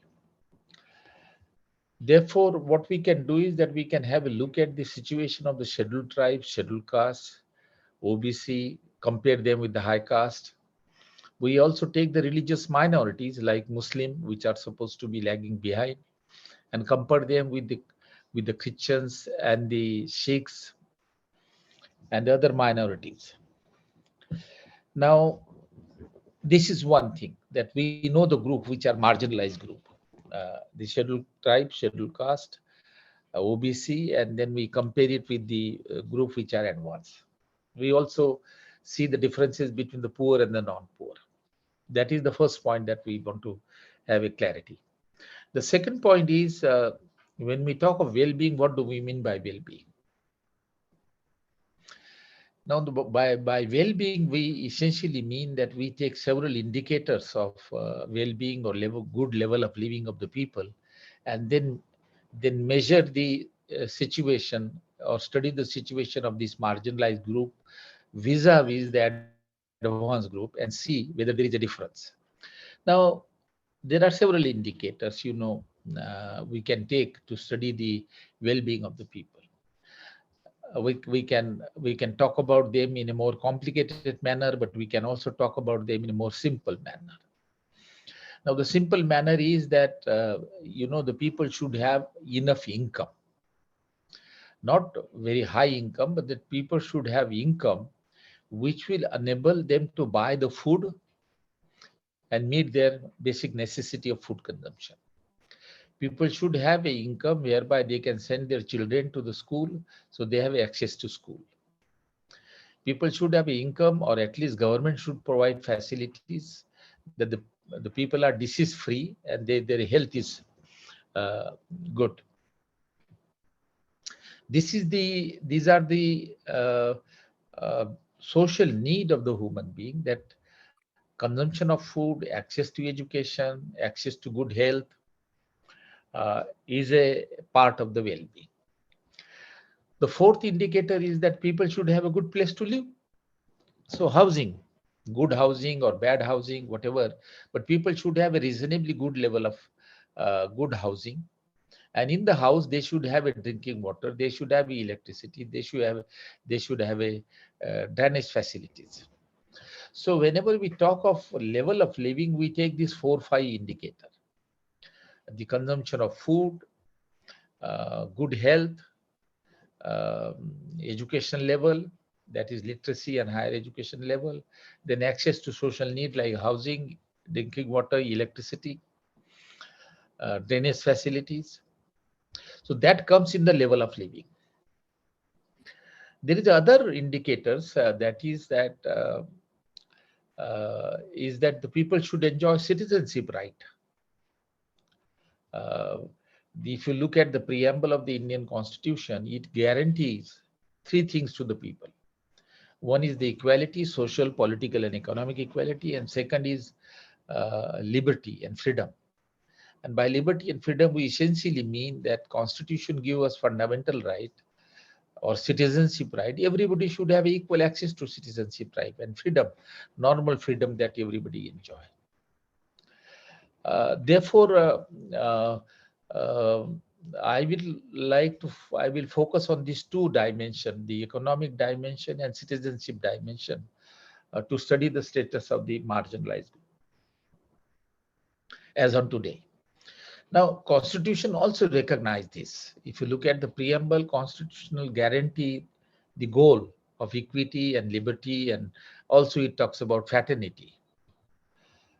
In the directive principle, the Constitution says that the government will take policy measure in a manner such that the wealth inequality and income inequality are not increased, so that it lead to the increase in the poverty and the problem for the poor.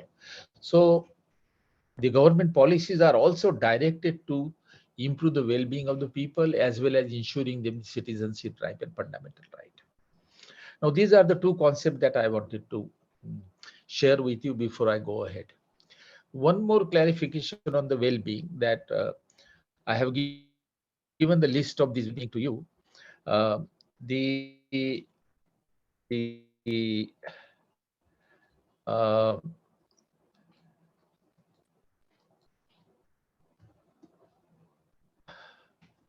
sorry, it is not working. So Sudhanshu, don't try it now. Forget about the PPT. The modern way of measuring the well-being also we must understand. You might have, some of you at least may be knowing that we talk about Million Development Goal, and our 11th plan and 12th plan define the Million Development Goal. Now, there are two concepts which are used by the Indian government, and they are, of course, taken from the United Nations framework. First is the human development. That is what I have said, well-being of people. Now, this human development only take three indicators. It takes per capita income of the people, because if people have income, they can buy food, they can buy education for their children, health, housing. So they take income per capita. Then they take literacy, the education level, and all this good living has an impact on the life expectancy. The ultimate indicator of the well-being is the life expectancy. That if you have good food to eat, good house to live, you have somebody to take care of your health, there are health facility, then your life expectancy ultimately improved. So life expectancy is taken as one of the indicators. So per capita income, literacy rate, life expectancy, that is put together, and you work out what is called Human Development Index. Reverse of that is human poverty. So these are much sophisticated methods of measuring the well-being. I will not go into that. There is the data in the file, but now we cannot refer to that. Now, after having this clarification, let us look at the situation. Let us look at the data. I can't tell you the data. I can't remember the data, but I can certainly tell you the major points. Where do we stand after 75 years of economic and social development? The we can begin with the income per capita. We can begin with the health situation. We can begin with the education, housing, and then see the situation. Now, what we can do is that we can take the goal of the government. The goal of the government has been that there are traditional caste and classes which have been lagging behind. And among them are scheduled tribe and scheduled caste, and in certain section of OBC. Then there is a recent realization, late realization, that the Muslim are also lagging behind. So what can we do? We can only see that whether during the last 75 years of independence, whether the government through the policy has been able to reduce the gap in the human development indicator or indicator of well-being between the scheduled tribe and the scheduled caste and the OBC and all this marginalized group on the one hand and the high caste on the other. And also, where do the Muslims stand? So we can take one indicator to avoid the complication, is that has the gap between the scheduled caste and the OBC reduced? Has the gap between scheduled caste and the high caste is reduced? Has the gap between the scheduled tribe and the OBC and the high caste has been reduced, and they are brought on par with the high caste? That has been our major goal, that we improve the socio-economic condition of the scheduled caste and scheduled tribe. And when we improve that situation, that will reduce the gap and disparity between the scheduled caste, scheduled tribe on the one hand, and OBC and high caste on the another hand, and also the gap reduction between the OBC and the high caste. That is how we can look at it, instead of studying changes, because changes I will need a lot of data. I think the major point that emerged there as follows. If you take the per capita income, which is the major indicator of human development, that if you have good income, you have a good job, your income is good, and your per capita income, taking the size of the family is high, then you can buy many things that you need it. We can see that if you take the per capita income, the disparity between the scheduled caste, scheduled tribe on the one hand and the OBC and high caste on the other hand remains. If you take the per capita income of the scheduled caste, I have a feeling that it is almost 3 to 4 times less than that of high caste. The per capita income of scheduled caste is also lower than OBC. The per capita income of the scheduled tribe is also much lower than that of OBC and high caste. Now, OBC is always in the middle. So OBC's per capita income is lower than scheduled caste and scheduled tribe, higher than scheduled caste and scheduled tribe, but is lower than high caste. The Muslim come closer to the scheduled caste in terms of the per capita income. So the first point that I want to make is that the income, which is a major source of your, which can bring changes in your well-being, disparities continue between the scheduled caste, scheduled tribe, and OBC and high caste, particularly between scheduled caste, scheduled tribe, and high caste. So the high caste, which have been traditionally enjoying a privileged life, a higher income, they continue to be on the top of the well-being. And the scheduled caste and scheduled tribe, although there has been a significant improvement, that point you must remember one thing. The situation of scheduled caste and scheduled tribe in the early 50s, when we got independence, was really bad. The level of poverty was high, the income per capita was low. There has been an improvement over a period of time. But despite improvement, the rate of increase in the income of the high caste is much higher than that of scheduled caste and scheduled tribe. As a result, disparities remains, and the scheduled caste and scheduled tribe continue to remain at the lower level of well-being. That is the first point with respect to income. Second point, that low income of scheduled caste and scheduled tribe reflect in poverty. Now, poverty means what? Poverty means is that you do not have enough food to consume. You remain hungry. I do not want to go to technicality of poverty. Poverty means that in order for a person to survive, this person should get certain amount of calories, and you can get certain amount of calories to survive as a sound biological person. So you ought to have certain food so that you can have a good health and you survive as a reasonable person with the consumption of food. Now, if your income is lower, obviously you spend less on the food. You remain partly hungry. You may not have 3 full meals in a day. And that results in your lower calories, and that affects your health. So poverty is a measure of that. Poverty is in a way measure of hunger. Now, there also you can see that the poverty rate of scheduled tribes are much higher than that of high caste. Poverty ratio of scheduled caste are much higher than that of high caste. Poverty of scheduled caste is also higher than OBC.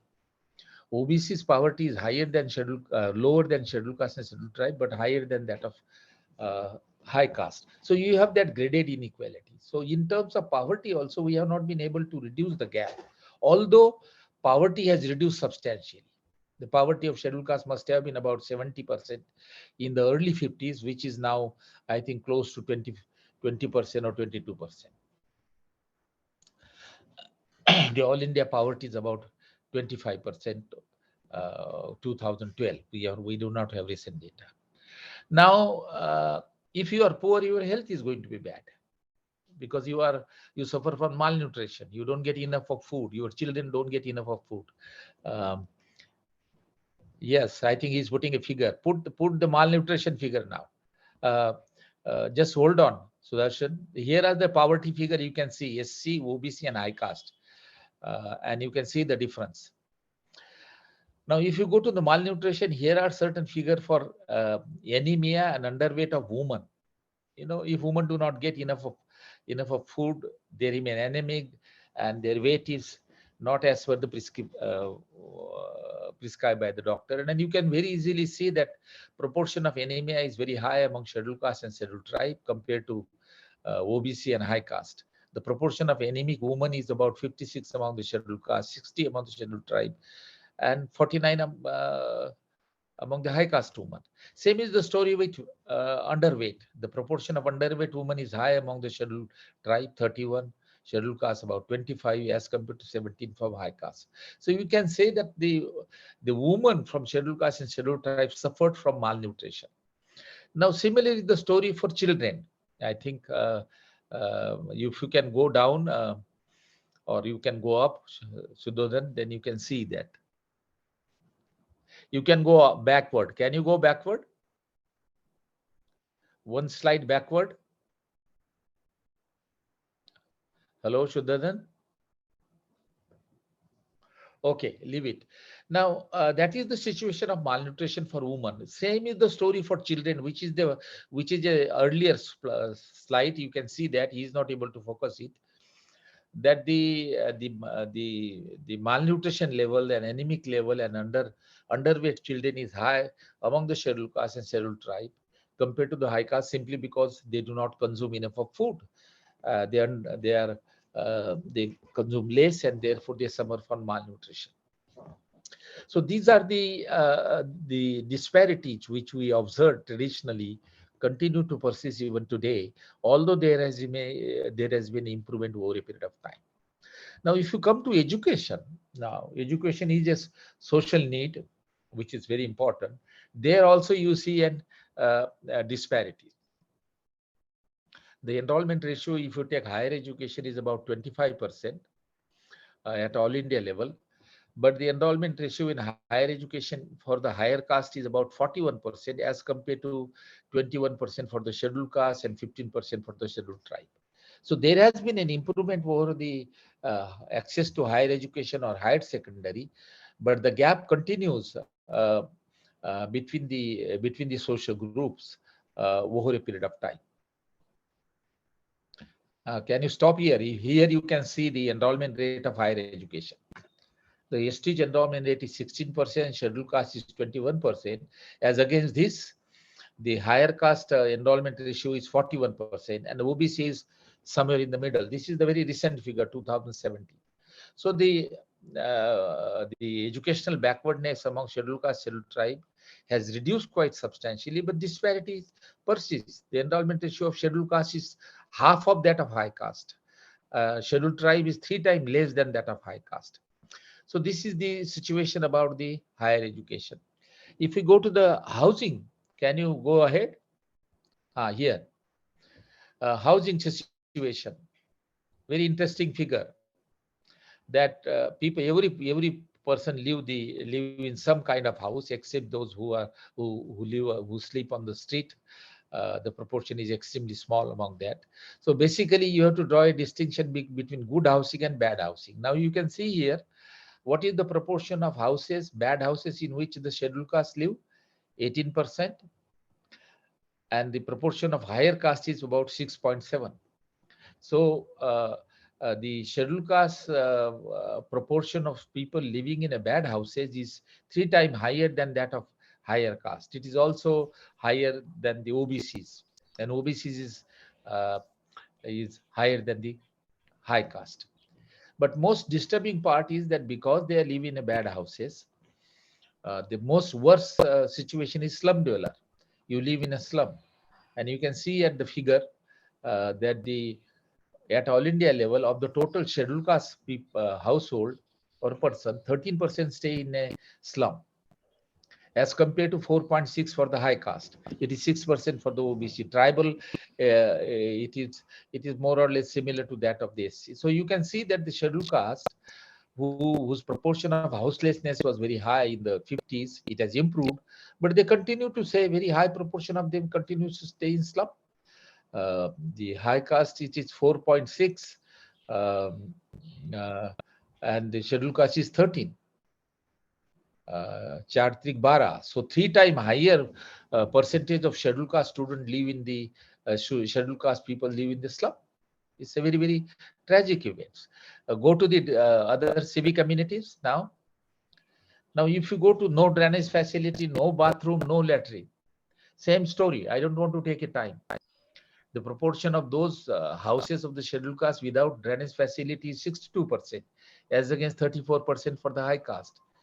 the percentage of scheduled caste houses without bathroom is 64% as compared to 26% for the high caste. And percentage of scheduled caste houses without no latrine is 71%. So they depend on public toilet and open toilet perhaps, as compared to 37% for high caste. So you can see the disparities are quite clear.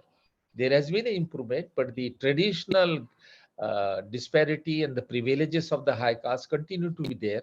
So scheduled caste lag behind, scheduled tribe also lag behind, because here we were looking at the intercaste variation.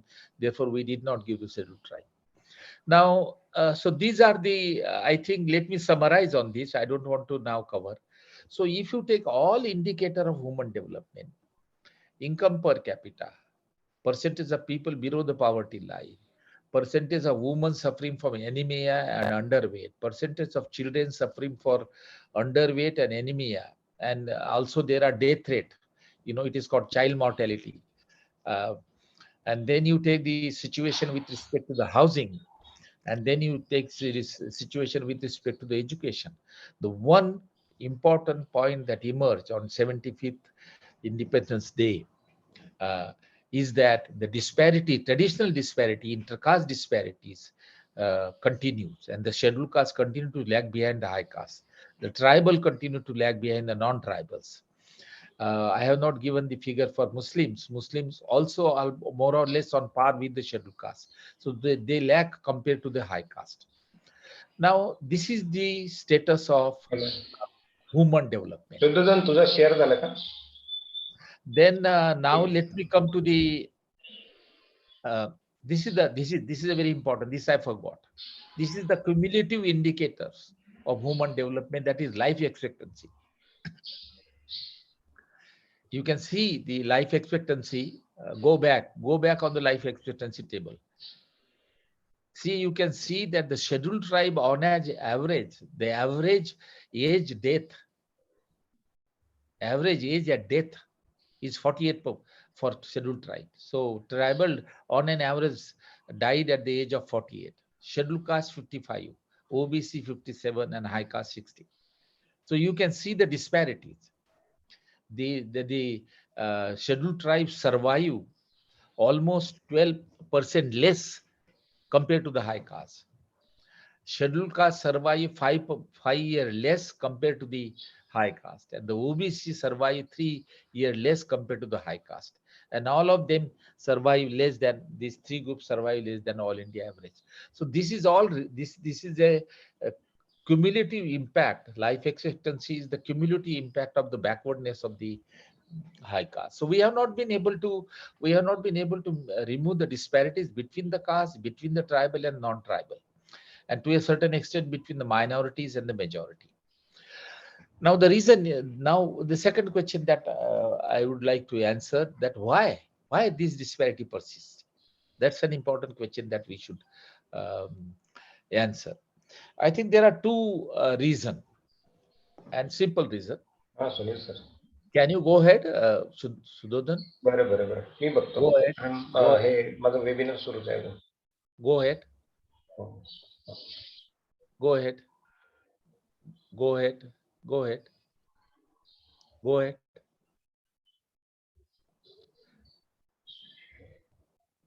Go ahead.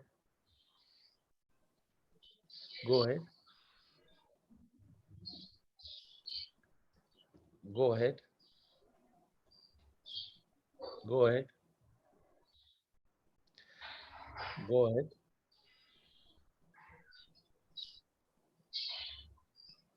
Go ahead.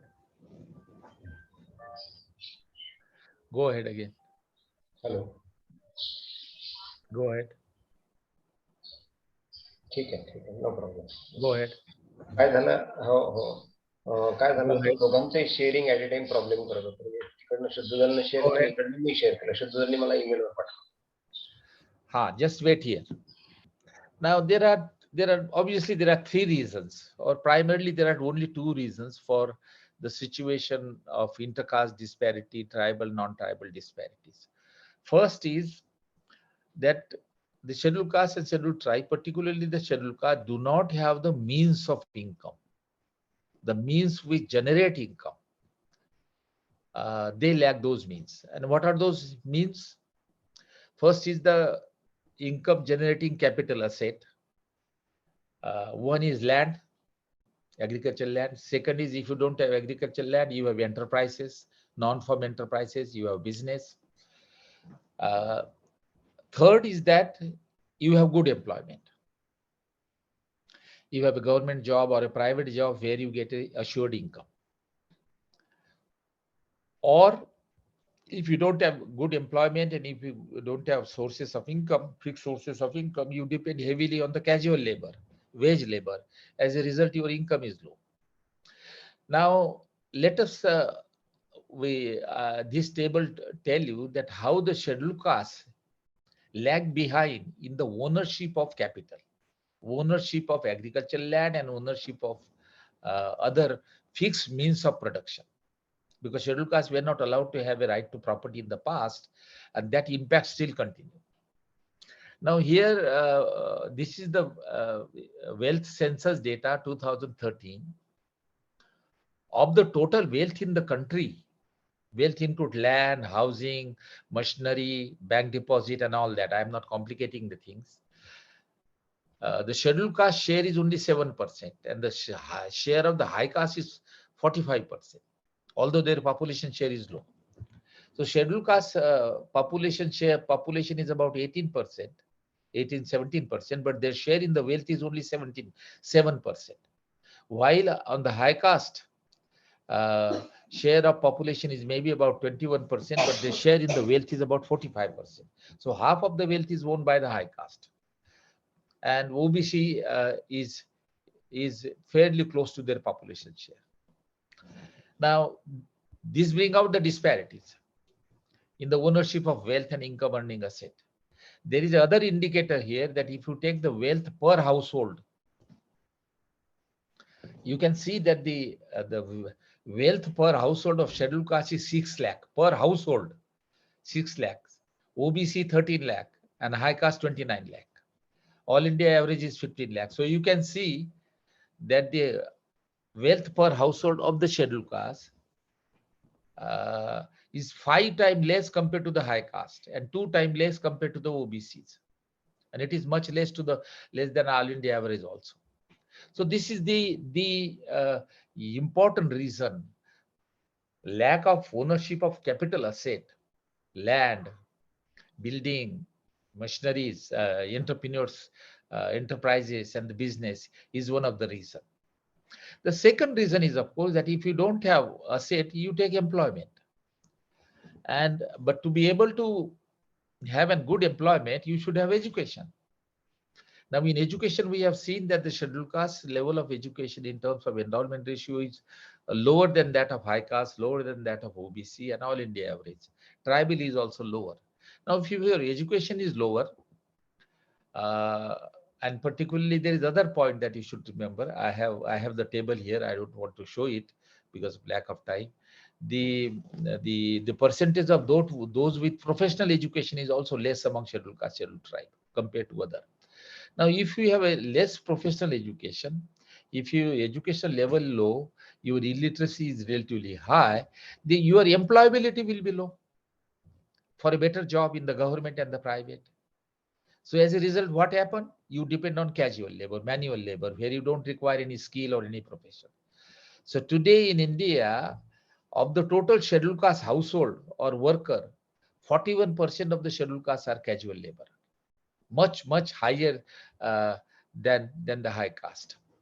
So the main reason why scheduled castes are lacking behind is that they do not have the fixed sources of income. Their employment in the better job, quality job is much less, and they depend on casual labor where the wages are lower, there is no guarantee of job. And even some of those who are in private sector, they are in informal sector. Informal sector means they are employed on contract, 1-year contract or without contract. There is no job security, there is no social security. The figures are there, but I don't want to take time. So this is the reason why the scheduled caste, to a certain extent, scheduled tribe remain backward, and a section of backward class remain. Now, what does it mean? Why is it that their ownership has not improved? The reason for not ownership improved, the land ownership and entrepreneurship, is simply because the government policy is defective. Government policy has not taken strong step uh, to increase the land ownership, to increase the entrepreneurship, to increase the education level, and as a result, giving them employment in a better quality job. And as a result, they continue to depend on casual labor. I think this is the crux of the matter as far as the backwardness is concerned. There is another reason for the scheduled caste particularly. It may not be for scheduled tribe, or it may not be for OBC or Muslim, but for scheduled caste is the discrimination in various spheres, caste discrimination. That they face discrimination in employment. There is a whole lot of discussion in these slides, but I don't want to go back now. They face discrimination in employment. They face discrimination while buying the land. They face discrimination in business. Um, while doing the business, there are studies which we have done. We have seen that in a rural area there is a scheduled caste person who own the auto, or a scheduled caste person who start the eatery shop, noodles, or start a grocery shop. In all this, we find that there is a discrimination. No high caste will go and buy the commodities from the grocery shop of the scheduled caste, or they don't buy noodles from the eatery shop of the scheduled caste. Or there is a discrimination that they prefer to go by the auto or taxis owned by the people of their own caste, not scheduled caste. These are the result, actual result, which come from the even from the Maharashtra and the other state. So the one of the reason for the scheduled caste is that at each level they face discrimination, and as a result they remain backward.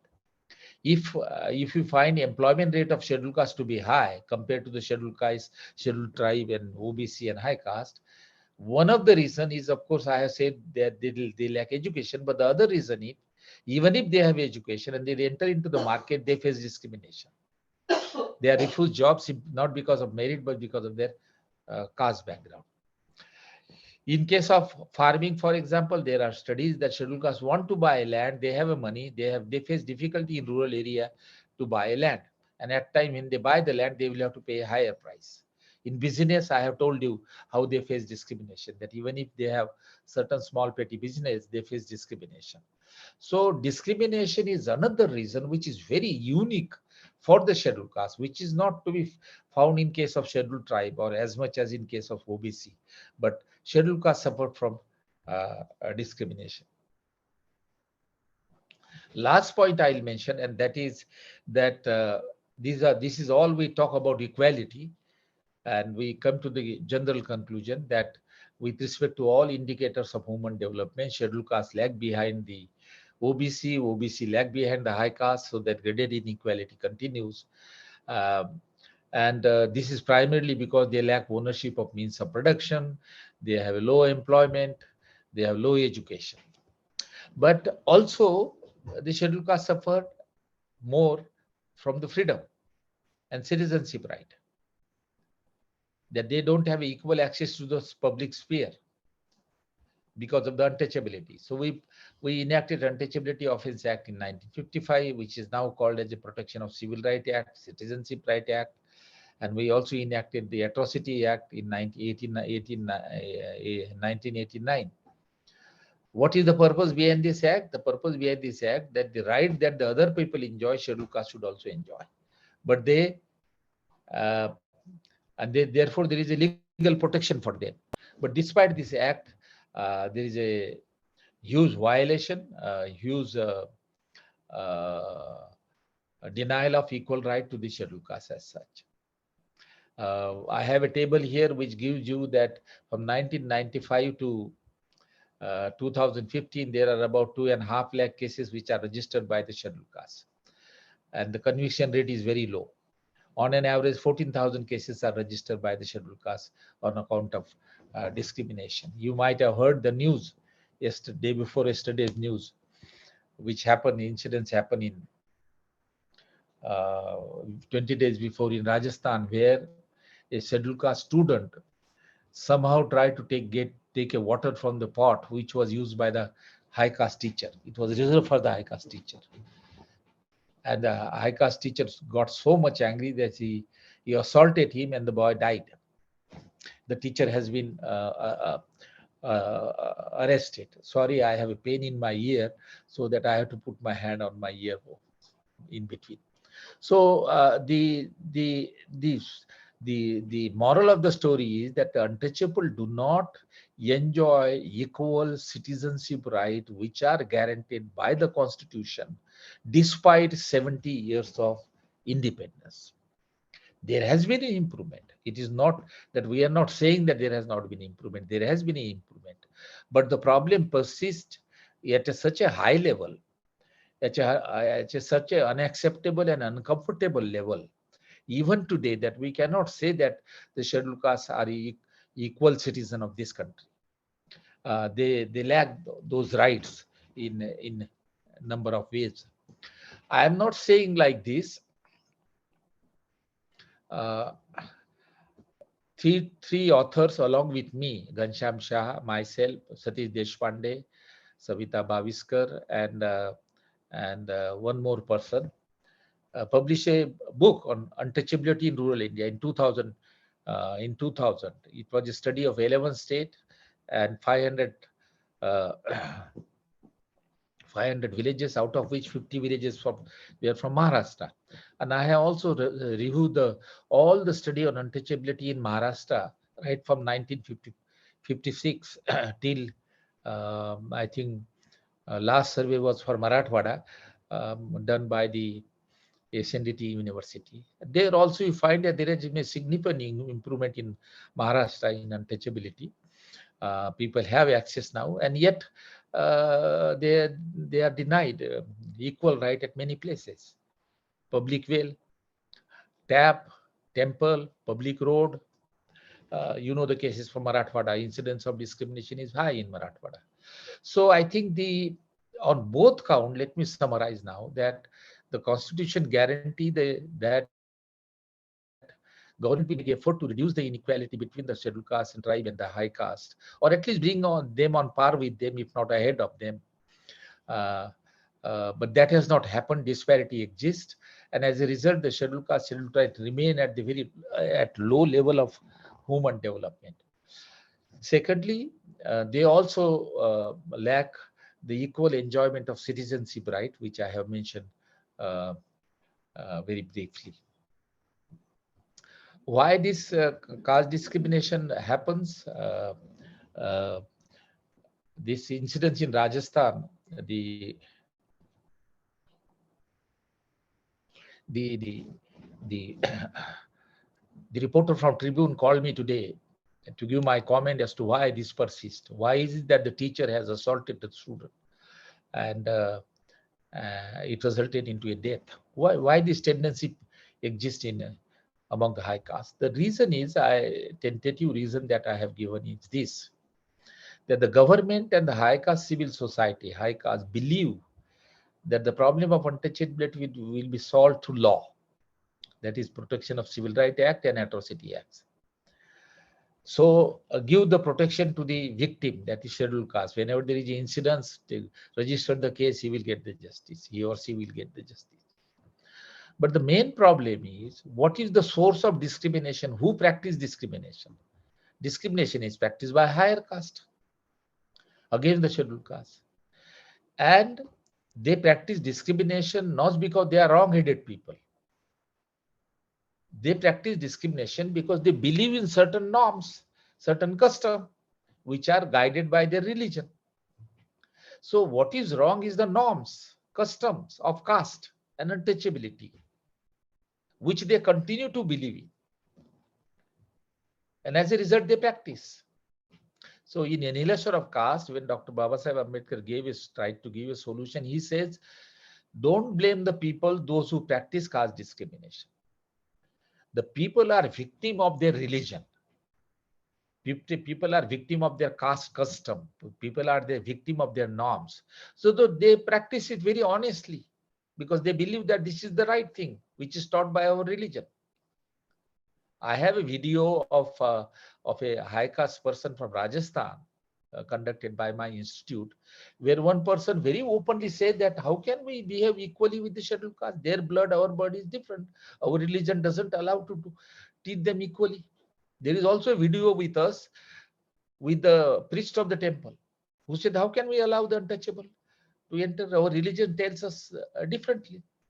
So the point is that I am want to convey to you is this, that the accused, the high caste who practice discrimination, they need to be changed.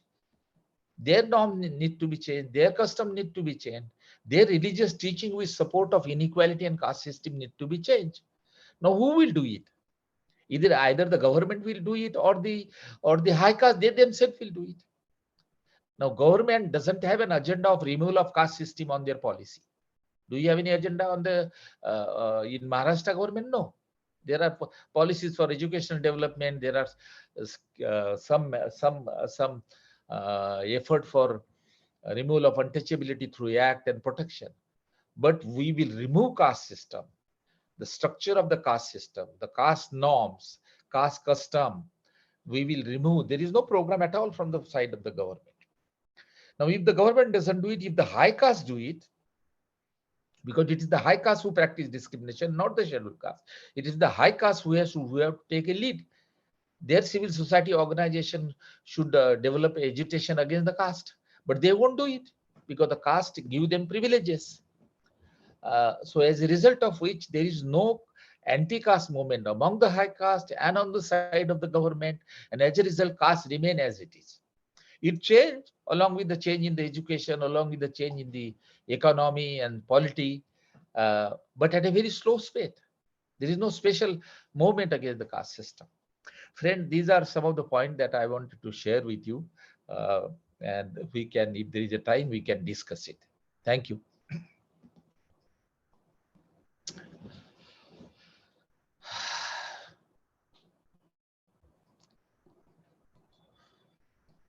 Thank you, sir, for this very detailed analysis of marginalized communities. Even though after 75 years, still these marginalized communities are suffering from the various issues in India. Now, the floor is open to raise questions. So I request to participant to raise questions or drop it into the chat box. Hello. हाँ सुजय गांधी घोषाल पूछिए आपका question क्या है please Sir, regarding this issue, what will be the role of social protection system? And do you think this system will help to reduce the discrimination, that means caste system? And number two, that is present labor law has come. Do you think there will be any help this law? And one request, sir, please, can I get this presentation? Yeah, we will send you. We'll send you. Okay, thank you. Yeah. No, about your first question, I didn't understand, but the second question, First question is related with social protection system. What is social protection system?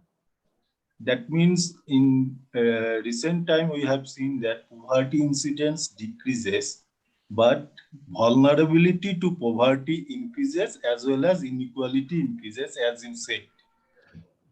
Social protection. Okay. No, you are not clear on the first point. It's too general. Let me take a second issue. Labor. Yeah, labor is an important question that you have asked. You know, you have seen during COVID that lakhs and lakhs of people were thrown out of job, and especially the migrant labor. See, if you have an employment which provide you job guarantee, that if you are appointed for 2 years, you are there for 2 years, unless you do anything wrong. Secondly, you have social security, that is you have pension, you have gratuity, that you have a health insurance, medical insurance.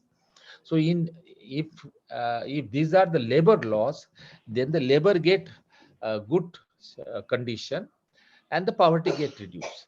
But that is not happening. What exactly is happening? The proportion of those workers without any job protection and social protection has been increasing. And especially among the scheduled caste and scheduled tribe, the proportion of informal workers who do not have job guarantee and who do not have social security is increasing, and therefore their poverty is also very high. So labor laws are not in favor of those laboring classes as such.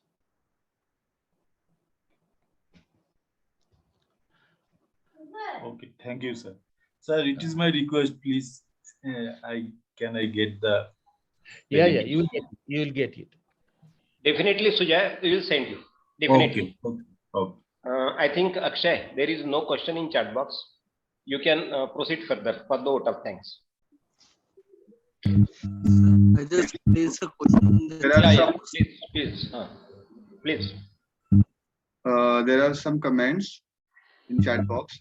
So किशोर खांडेकर कह रहे हैं कि स्वतंत्रता के 75 साल बाद अगर अनुसूचित जाति, आदिवासी, जनजाति और मुस्लिम की इतनी बदतर हालत है और हम स्वतंत्रता दिवस का इवेंट कर रहे हैं, और Premraj is asking what is source of income of high caste living in Islam as compared to scheduled caste and OBC? The comment to the question raised by Kishore Khandekar is certainly right that the situation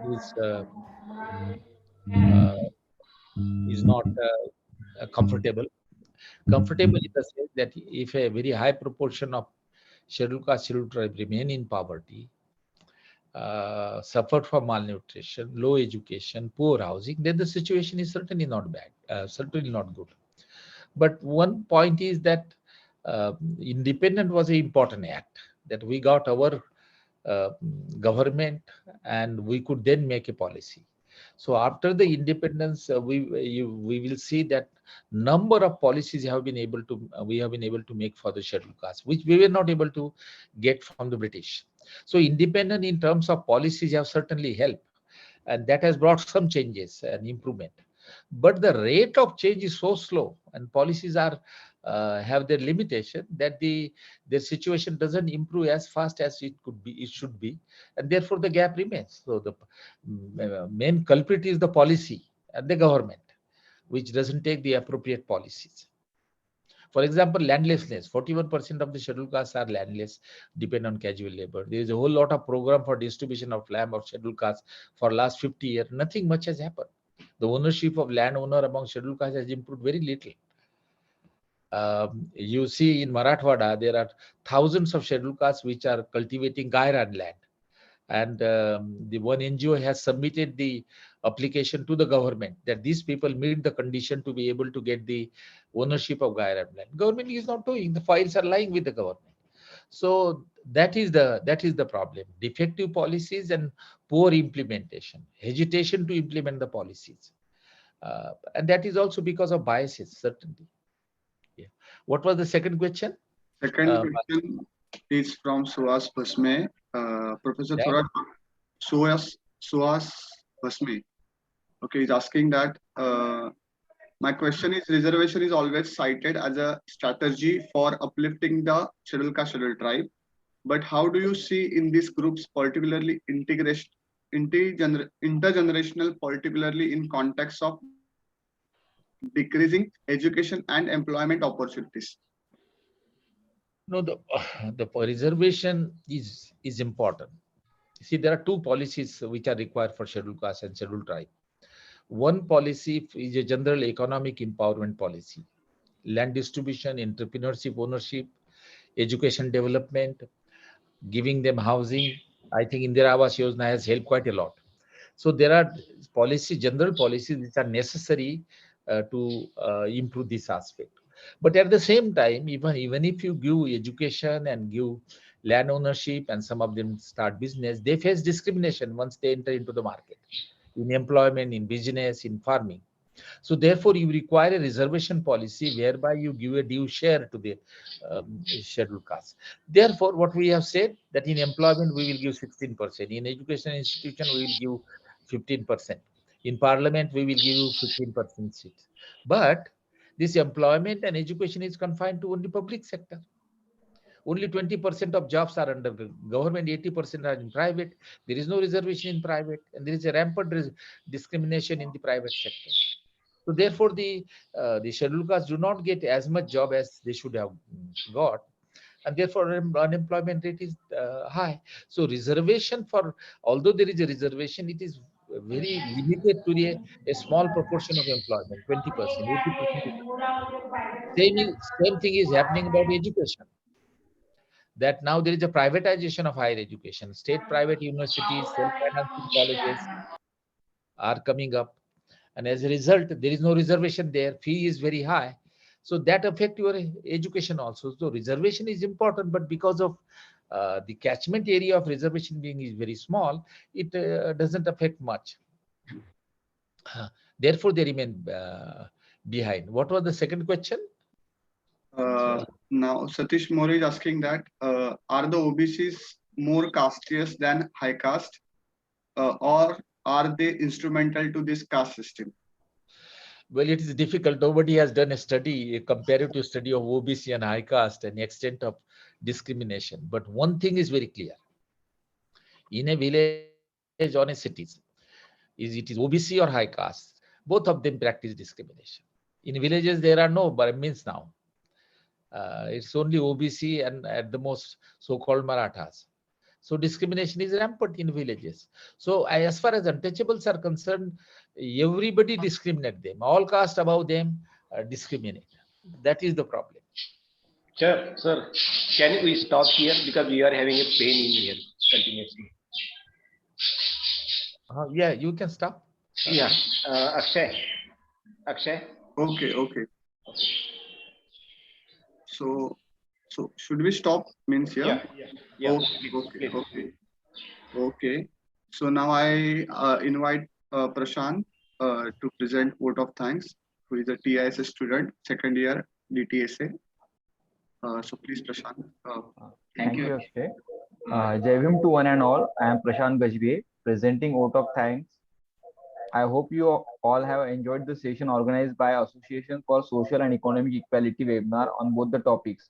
I would like to take this opportunity to thank respected chief guest for this webinar, Padamshree Professor Sukhadeo Thorat sir, former chairperson of UGC and ICSSR New Delhi, and the president of ASEE, Association for Social and Economic Equality, for giving webinar on the topic of marginalized group and the well-being after 75 years of independence, in which Thorat sir speak about even after 75 years, Indian society suffers from high inequality, and how this access to education, health, full food consumption, minimum income is a basic requirement for well-being. In presentation, he shows us a different data of women indicator and how it and how government policy is not to increase their resources in terms of land, employment, etc., and the discrimination faced by scheduled caste by higher caste, and why they practice caste norms suffered by their shastras and religion. On behalf of all the member, I express my gratitude to him and thank you very much, sir, for your presence, guidance, and expressing your valuable comments. And a great thank you to today's guest speaker, Honorable Professor Sanjay Kumar, former director of CSDS, Center for Studies of Developing Society, New Delhi, and his talk on topic of changing dynamics of electoral democracy in India. He talk of issue of participation, in which he talks about increasing involvement of candidate, women and youth, and then declining gender gap from the first election to the 2019 election. But on the contrary, voter turnout of minorities has been declined, And even if the majority of people are suffering from many reasons, voters are still voting for BJP. It is because of the perception people have. That is the crucial point Sanjay sir put forward. Thank you, sir, for satisfactory and insightful answer to the question raised by the participation. I also express my gratitude to Professor Vimal Thorat ma'am, Dr. Trilok Hajare, Dr. Gautam Kamble, Professor Vidya Chourpagar, Dr. M. Thangaraj, Dr. Nagdive, Mrs. Sura Darapuri, Dr. N.C. Meshram, Dr. Dange, Dr. Vijay Khaire, Mrs. Vishaka Kamble, Mrs. Raju Anitya, Dr. Sujay Ghoshal, and the many more members of the association who have contributed to make this event successful. I would like to thank to all the participant members for their presence and enthusiastic participation for their question to make this session more engaging. Thank you each and every member of their for their cooperation and making this session successful. Thank you all and Jai Bhim. Thank you, Prashant. Thank you. Dear friends, due to Dr. Thorat's having a pain in his ear from last 8 to 10 days, we could not extend the question answer session. But in next seminar, if you have some question, please reserve for that, and then we will carry out in next session. Thank you very much. Okay.